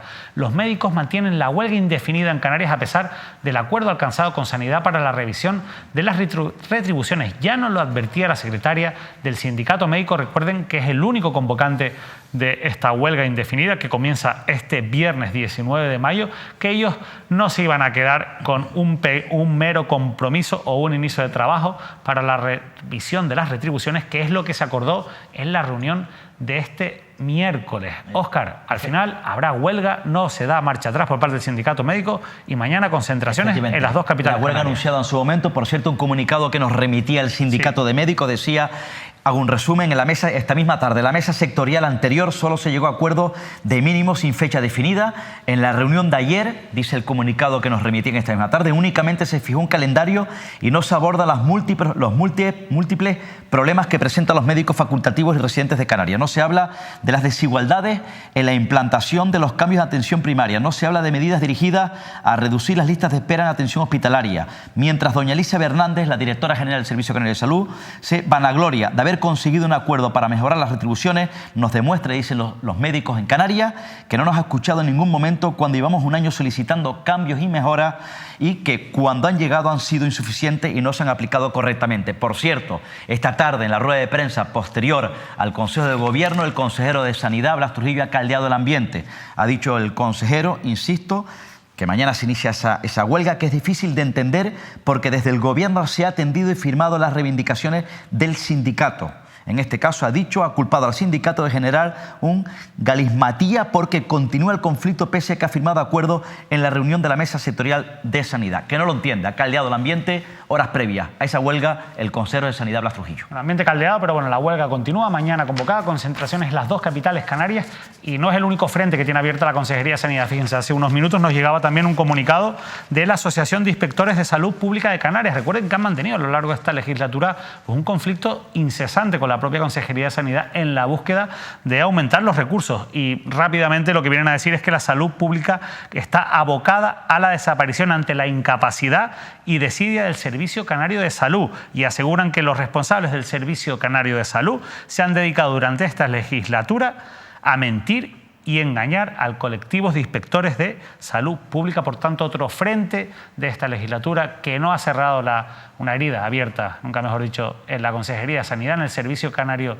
de Salud, que no se ha cerrado, no se ha cicatrizado y que va a tener que hablar sin duda en la próxima legislatura. Va a ser otro de los frentes abiertos. Bueno, vamos a seguir, nos vamos a ir hasta la isla de Fuerteventura. Se los decíamos antes de la publicidad. Hay dos cuestiones que queremos comentar de Fuerteventura. Esta es una, información del Diario de Fuerteventura, de nuestro compañero Eloy Vera. Los cortes de agua en la zona sur ahogan la agricultura de Fuerteventura. Los profesionales del sector obligados a arrancar parte de los cultivos sobreviven gracias a las cubas. Óscar, agricultores en Fuerteventura que están arrancando parte de los cultivos. La verdad es que esto me llama mucho la atención porque fue el pasado fin de semana la feria FEAGA, la Feria de Agricultura y Ganadería de Fuerteventura, y estaban todos los políticos, el propio Ángel Víctor Torres, hablando del apoyo del Partido Socialista al sector primario de la isla, hablando de la importancia que tiene el sector primario de la isla. Eso llamativo después del caso mediador, después de lo que ha pasado en la Dirección General de Ganadería del Gobierno de Canarias. Que depende de Fuerteventura, por cierto. Depende de Fuerteventura, claro, ahí es a donde voy. Ahora esta situación del agua que no se soluciona. Bueno, la verdad que es crítica la situación del sector primario, por mucho que en FEAGA el pasado fin de semana se intentara vender otra imagen. Efectivamente, ¿no? Con una inestabilidad patente y evidente en el Cabildo Insular de Fuerteventura, con Sergio Lloret como presidente, con único consejero Juan Nicolás Cabrera, que además también parece que bueno, Sergio Lloret quiere ser efectivamente alcalde o es candidato de Tuineje, donde por cierto, la semana pasada me contaba además también Esther Hernández, la alcaldesa de Tuineje, que había otro episodio de corte de agua en una zona concreta, insisto, en una zona concreta de Tuineje, que además es una zona turística donde hay un sector primario afectado, pero hay un hotel y evidentemente esa situación ha afectado a la imagen turística, por tanto a los vecinos de una zona concreta de Tuineje. Se producía la semana pasada otro corte después de un llamamiento de tranquilidad, en este caso del Consejo Insular de Aguas de la isla de Fuerteventura. Eso por un lado. Por otro lado, evidentemente estamos hablando de que este episodio que ya se ha eternizado es ahora mismo el principal problema que están sufriendo los majoreros y majoreras de la isla de Fuerteventura, desabastecimiento de agua, un problema además también que viene del pasado, pero que probablemente va a estar acarreando en los próximos meses la isla de Fuerteventura.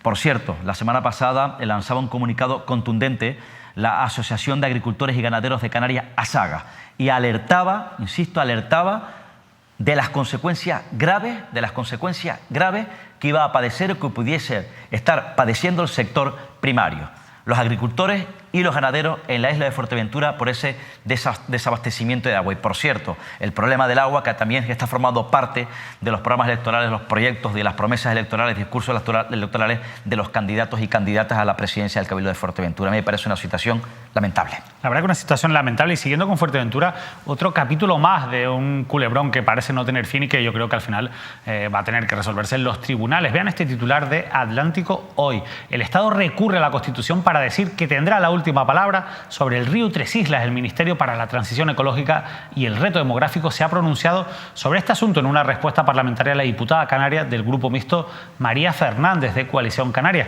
La realidad es que lo que ha venido a decir el Ministerio es algo que ha venido insistiendo en los últimos meses, y es que las competencias para continuar con esos expedientes de caducidad de los dos hoteles de Río en las dunas de Corralejo, y que conllevan en su última parte la la consecuencia es el derribo de los propios hoteles, es competencia del Estado, no del Gobierno de Canarias. El Gobierno de Canarias considera que es competencia de ellos y esto va a ser un pleito que, viendo que incluso a día de hoy sigue estando el Estado firme en su posición de que hay que derribar esos hoteles, esto va a acabar en los tribunales, Óscar, pero lo más difícil de entender es la posición del Gobierno de Canarias, del Partido Socialista principalmente, defendiendo la continuidad de estos hoteles. Hay contradicciones porque esto depende efectivamente del Ministerio. Del Partido Socialista en Canarias, claro, porque el Partido Socialista en Madrid tiene esta posición. Claro, Costas, depende exactamente, en este caso, del Ministerio para la Transición Ecológica y el Ministerio y la Consejería de Transición Ecológica del Gobierno Autónomo está liderada en este caso por un socialista, es decir, José Antonio Balbuena.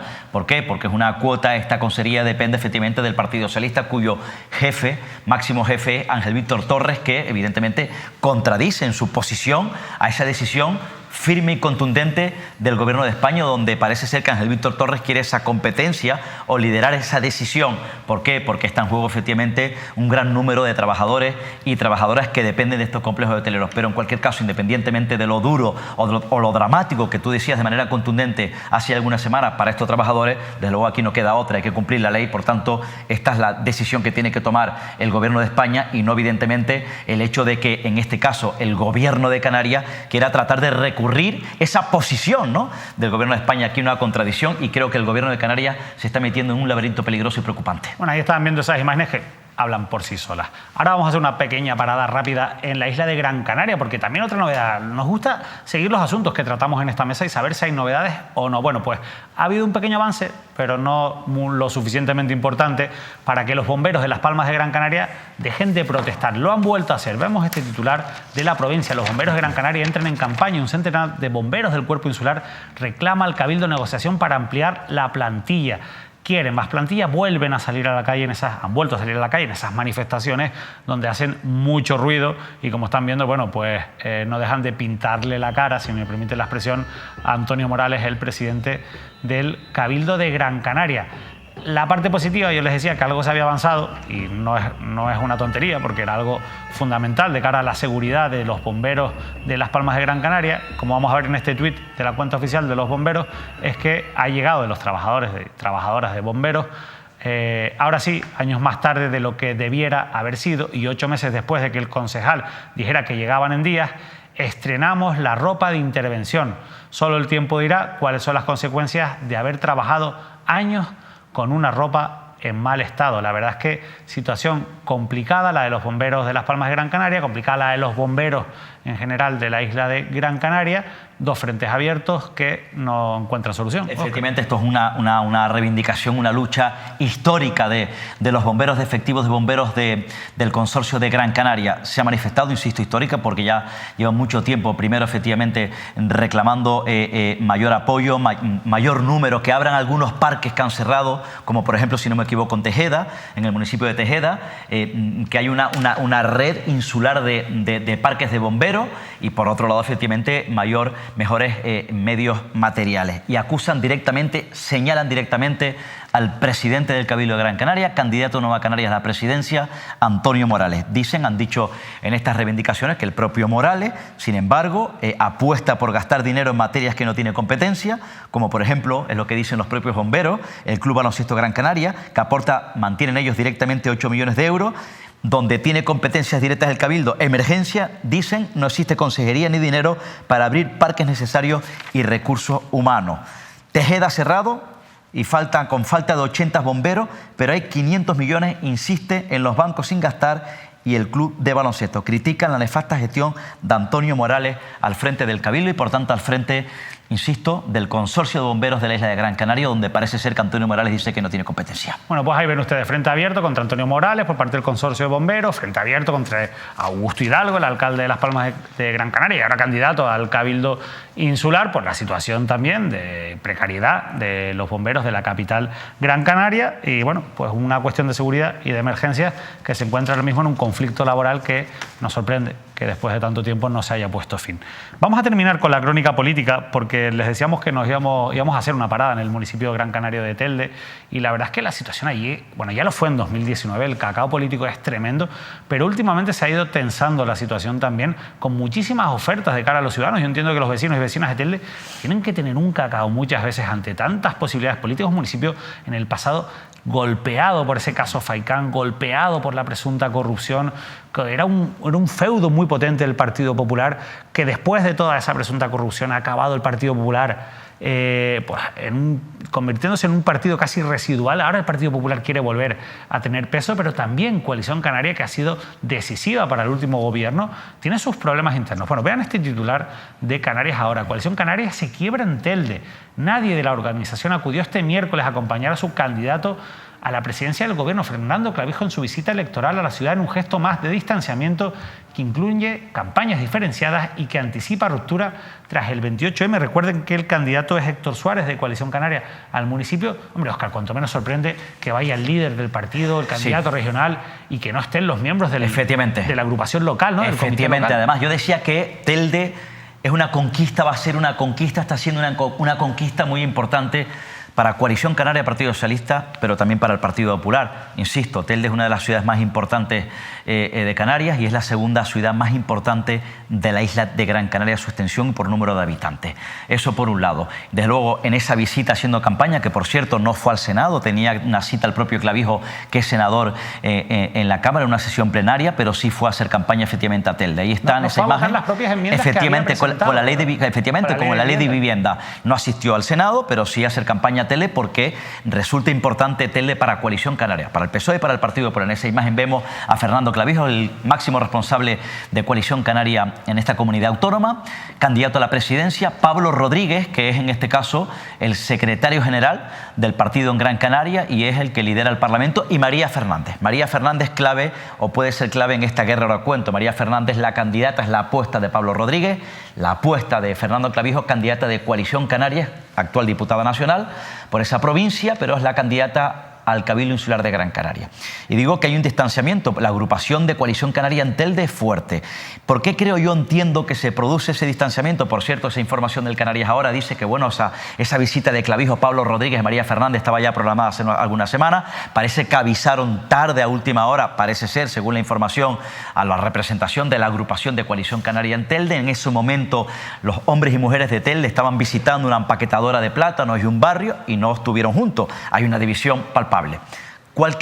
Tú me preguntarás, ¿cuál crees, Óscar, que puede ser la clave de esa división del sector que lidera, insisto, en esa agrupación, Héctor Suárez, y la cúpula regional y la cúpula insular? Ya saben que se abrió un proceso de designación de candidata a la presidencia del Cabildo Insular de Gran Canaria. Habían dos nombres, Gloria Cabrera y María Fernández. Al final, tanto Clavijo como Pablo Rodríguez, es decir, la dirección insular sobre todo de Gran Canaria, se decantó directamente por María Fernández.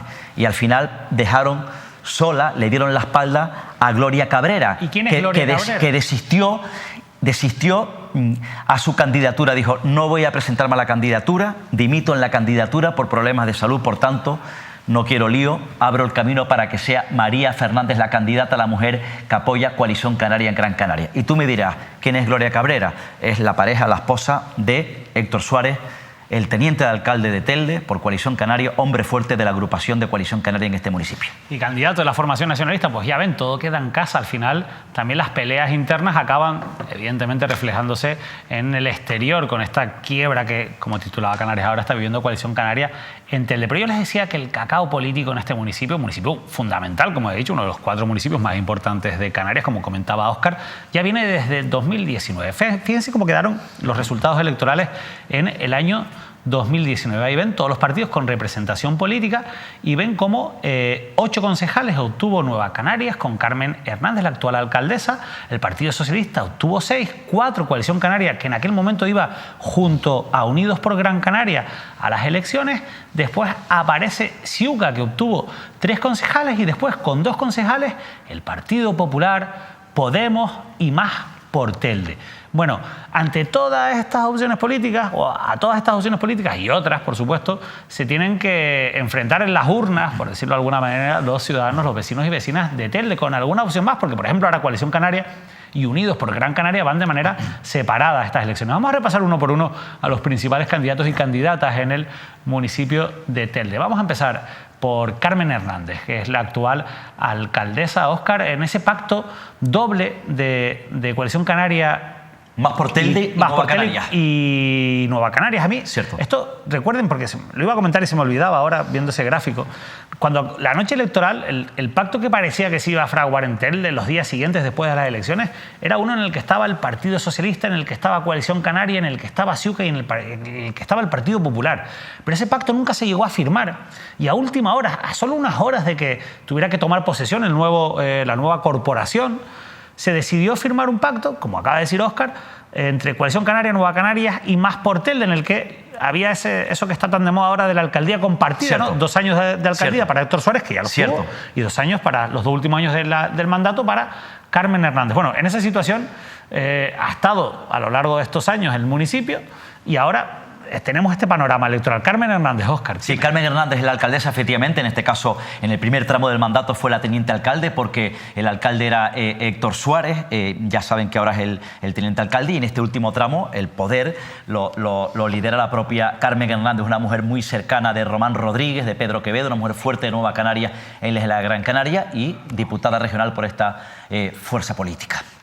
Héctor Suárez, lo nombrabas ahora, vamos a ver la imagen de Héctor Suárez, que fue alcalde, como digo, los 2 primeros años del mandato en Telde, y es la persona, bueno, pues que está, digamos, en medio, ¿no?, de ese conflicto que existe con la dirección regional del partido. El hombre nacional, Héctor Suárez, efectivamente, el hombre que es fuerte de la agrupación de Coalición Canaria en Telde.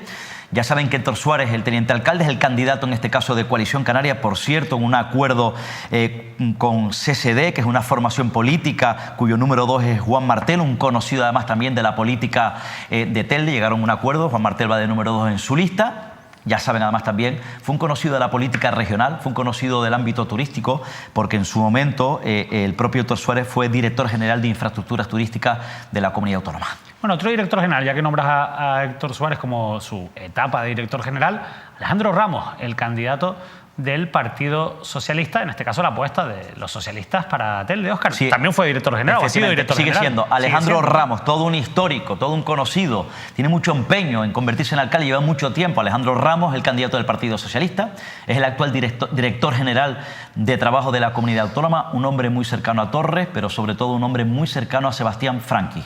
Sebastián Franqui es el hombre que manda, el que está al frente del Partido Socialista en la isla de Gran Canaria, por tanto un hombre del núcleo duro de momento. De hecho, forma parte está al frente de la dirección general. Tiene un problema el propio Alejandro Ramos, que tiene destrozada, si me permiten la expresión, la agrupación socialista en Telde. Hay una división interna ya desde hace mucho tiempo y puede tener sus consecuencias. ¿Por qué lo digo? Porque ya saben que el año pasado, si no me equivoco, varios concejales abandonaron las siglas del Partido Socialista, las siglas del Partido Socialista en Telde, y además se fueron al grupo de los no adscritos. Recuerden, Agustín Deni, Tino Denis, un histórico también, un conocido en Telde, Agustín Denis, Soledad Hernández, ya lo he contado en varias ocasiones, Leticia Diepa, Jonathan Hernández, abandonaron, insisto, las siglas del Partido Socialista y se fueron al grupo no adscrito porque denunciaron supuestas irregularidades en el nombramiento, en la designación del secretario local del Partido Socialista en Telde, por tanto, hacia la figura concreta del propio Alejandro Ramos. Y además hablaron, en este caso, de una connivencia de la dirección del partido en Gran Canaria con la propia figura del propio Alejandro Ramos en la Secretaría General del partido, donde parece ser, según denunciaban, se estaban incumpliendo los estatutos del partido y de luego hubo un destrozo y una división en la agrupación local del Partido Socialista. Por tanto, parece que tiene una losa importante que arrastrar en esa candidatura el propio Alejandro Ramos. Ya ven que los líos de familia marcan la política municipal en Telde. Los líos de familia política, me refiero, pero también las desavenencias políticas o esos pactos que se firmaron en 2019 y que ahora pues, se han roto o que no han cuajado de cara a las elecciones. Por ejemplo, la opción de Unidos por Gran Canaria, que es Carlos Carreño, ahí lo estamos viendo, va por libre, Unidos por Gran Canaria, y esta es la elección, digamos, del partido que lidera pues, un Bravo de Laguna, ¿no? Un histórico ex del Partido Popular. Efectivamente, en este caso, Unidos por Gran Canaria rompe efectivamente en la isla con Coalición Canaria. Le pudiese hacer daño además también a algunas instituciones, como por ejemplo a María Fernández en el Cabildo Insular de Gran Canaria, que por cierto, Más por Telde, que forma parte efectivamente de ese acuerdo, de ese gobierno municipal, PSOE, Coalición Canaria y Más por Telde, con Francisco Artiles. Juan Francisco Artiles, también vamos a ver la imagen de Juan Francisco Artiles ha firmado un acuerdo con Unidos por Gran Canaria, pero no un acuerdo en las suscripciones municipales, sino en otros ámbitos. Ahí lo tenemos, Juan Francisco Artiles, el líder en este caso de Más por Telde. Él ha dicho que está contento con el pacto de gobierno que ha habido estos 4 años. Cierto, ha estado satisfecho, ha hecho un buen balance además también del gobierno. Repito que ha suscrito un acuerdo con Unidos por Gran Canaria, pero no precisamente las municipales, en este caso tampoco en el municipio de Telde. Fíjense, nos quedan todavía más candidatos. Fíjense todos los partidos que tienen representación política en el municipio de Telde. Vamos a hablar ahora de Juan Antonio Peña, es el candidato de Ciuca, que Ciuca al final es un partido, un político joven, como están viendo, un partido que tiene, bueno, una implantación importante en Gran Canaria, pero sobre todo en algunos municipios, y Telde es uno de ellos, ¿no? Y que, si no me equivoco, tú llegó a acuerdos en este caso con el Partido Popular históricamente, si no me equivoco. Ciuca, otra formación histórica también, muy asentada, muy erradicada en este caso, con una seña de identidad muy importante históricamente en el municipio de Telde. Evidentemente, bueno, habría que ver qué posibilidades tiene, además teniendo en cuenta que las encuestas por lo menos están apuntando en este caso precisamente a una posibilidad, insisto, las últimas encuestas publicadas por el Canarias 7 como la mayor fuerza política, mayor número de votos y concejales, en este caso a Nueva Canarias, donde además también, por cierto, apunta, que yo creo que es la novedad, a una subida de concejales y de apoyos al Partido Popular. Sin duda, el Partido Popular, que además tiene como candidato una persona que se ha dejado notar mucho en esta legislatura, en el Senado, que es Sergio Ramos, insisto, senador del Partido Popular, y al que seguro, si ustedes siguen en redes sociales, es una persona muy activa, muy crítica, con una crítica bastante ácida hacia los gobiernos socialistas y progresistas, y la verdad que es una persona que en estos días ha recibido muchos apoyos de políticos nacionales del Partido Popular. Me ha llamado la atención porque he visto a muchos políticos de otros lugares de la geografía española dando su apoyo a Sergio Ramos. Sergio Ramos, por cierto, es la apuesta firme de la Dirección Regional del Partido Popular, tiene apoyo de Génova, es un hombre muy conocido en Génova, ahora les cuento por qué. En este momento es senador del Partido Popular por la isla de Gran Canaria, ha renovado profundamente su lista es nueva, después del fracaso que ha venido arrastrando, como decía, históricamente el Partido Popular en este municipio. Es que yo creo que han tocado suelo, fondo, ¿no? efectivamente. Ya, realmente a partir de ahí, claro, y ahora con la ola nacional que se prevé, evidentemente el Partido Popular subirá. Porque el Partido Popular en Telde, ya saben que era principal fuerza política, era muy fuerte, además también con algunos casos. ¿Cómo se llamaba el alcalde? Francisco Pulido. Francisco González. Francisco González Pulido, si no me equivoco, sí, con algunos casos además también de corrupción que sobrevolaban incluso en aquella época en el Partido Popular, cuando el señor Soria era presidente del Partido Popular en Canarias. Sergio Ramos, digo, es senador por Gran Canaria, es el candidato firme, tiene el apoyo de Canarias, el apoyo de Génova. Decías que está apoyado por líderes conocidos, como por ejemplo Mariano Rajoy, que ha visitado recientemente el expresidente del Partido Popular, expresidente del gobierno, a Telde, y ha apoyado directamente la figura de Sergio Ramos. ¿Por qué es conocido dentro del Partido Popular y en Génova? Porque Sergio Ramos fue, hasta el final de Mariano Rajoy, el asistente personal de Mariano Rajoy. Ya lo he contado varias veces, cuando veían a Mariano Rajoy transitando, paseando por España, recorriendo España, además en campañas electorales, quien estaba al lado llevándole la agenda era su asistente personal, muy cercano en toda su trayectoria, era este hombre, insisto, ahora el candidato del Partido Popular a la alcaldía de Telde. Francisco Santana, Oscar. Francisco Santana, efectivamente. El alcalde de Telde, hemos tenido un baile ahí de apellidos.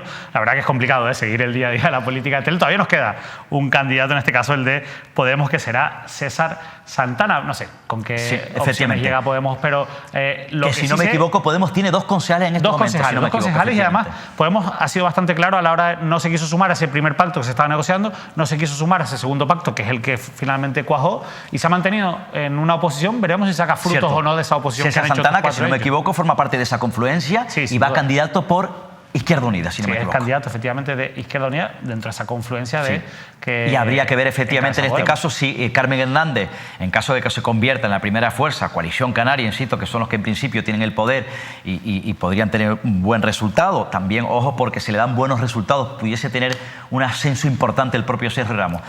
Habría que ver si Carmen Hernández optaría por reeditar un pacto con Coalición Canaria y Más por Telde, o si Carmen Hernández tomaría otro camino al más puro estilo Pacto de las Flores, como en este caso parece que podría liderar el propio Ramón Rodríguez, es decir, llegar a acuerdos con el Partido Socialista, Alejandro Ramos, y en este caso el candidato Unidas Podemos, César Santana. Bueno, pues este es el potaje electoral que tenemos, o que tienen en este caso los vecinos y vecinas de Telde. Oye, por pluralismo político que no sea, eso también es salud democrática y hay muchísimas opciones. Veremos cómo queda el panorama político en el municipio de Telde, insisto, uno de los más importantes de Canarias. 2 apuntes rápidos de noticias que hemos conocido hoy. La primera, esta imagen con la que se amanecía hoy, la sede del Partido Socialista en La Laguna, cubierta de pintadas con el la frase amigo del Tito Berni sobre la imagen del candidato socialista Luis Geray Gutiérrez. Sí, me parece esto es un rechazo profundo público. Hay que rechazar este tipo de actos vandálicos, porque este tipo de actos vandálicos en carteles o en las sedes de las fuerzas políticas a su vez están atentando efectivamente al sistema democrático. Y desde luego las luchas políticas, las guerras políticas o la lucha electoral se deben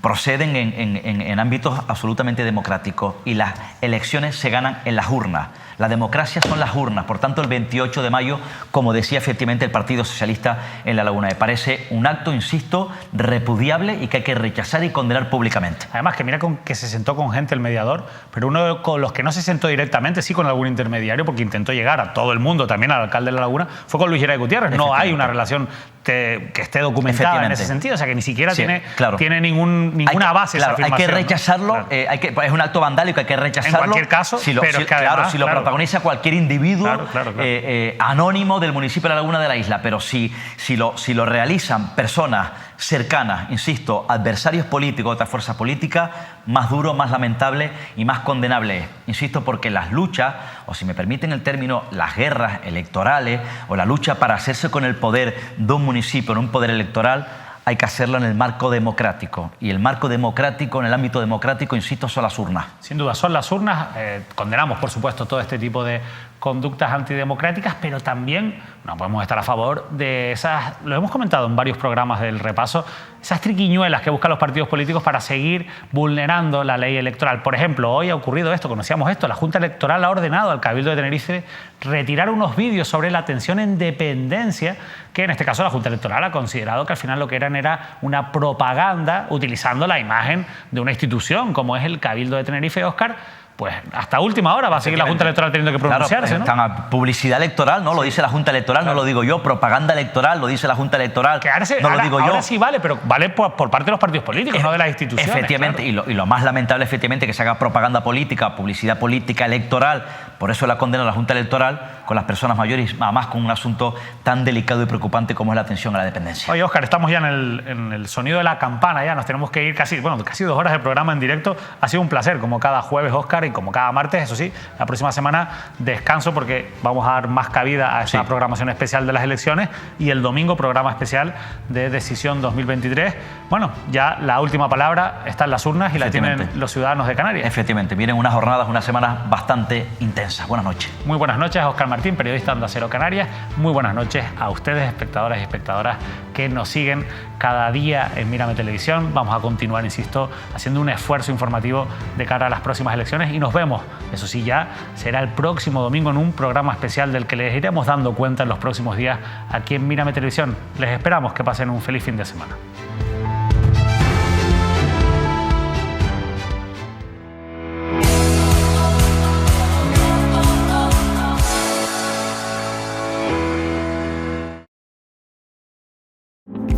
Canarias al Día. Patrocinan este programa McDonald's. Grupo número 1. Anatomía Patológica. Red Canaria. Egatesa. Multicentro Comercial El Trompo. Mogán Mall. Red Canaria. Laboratorio. Seguros DKV. Faicanes. Vivir sin plagas.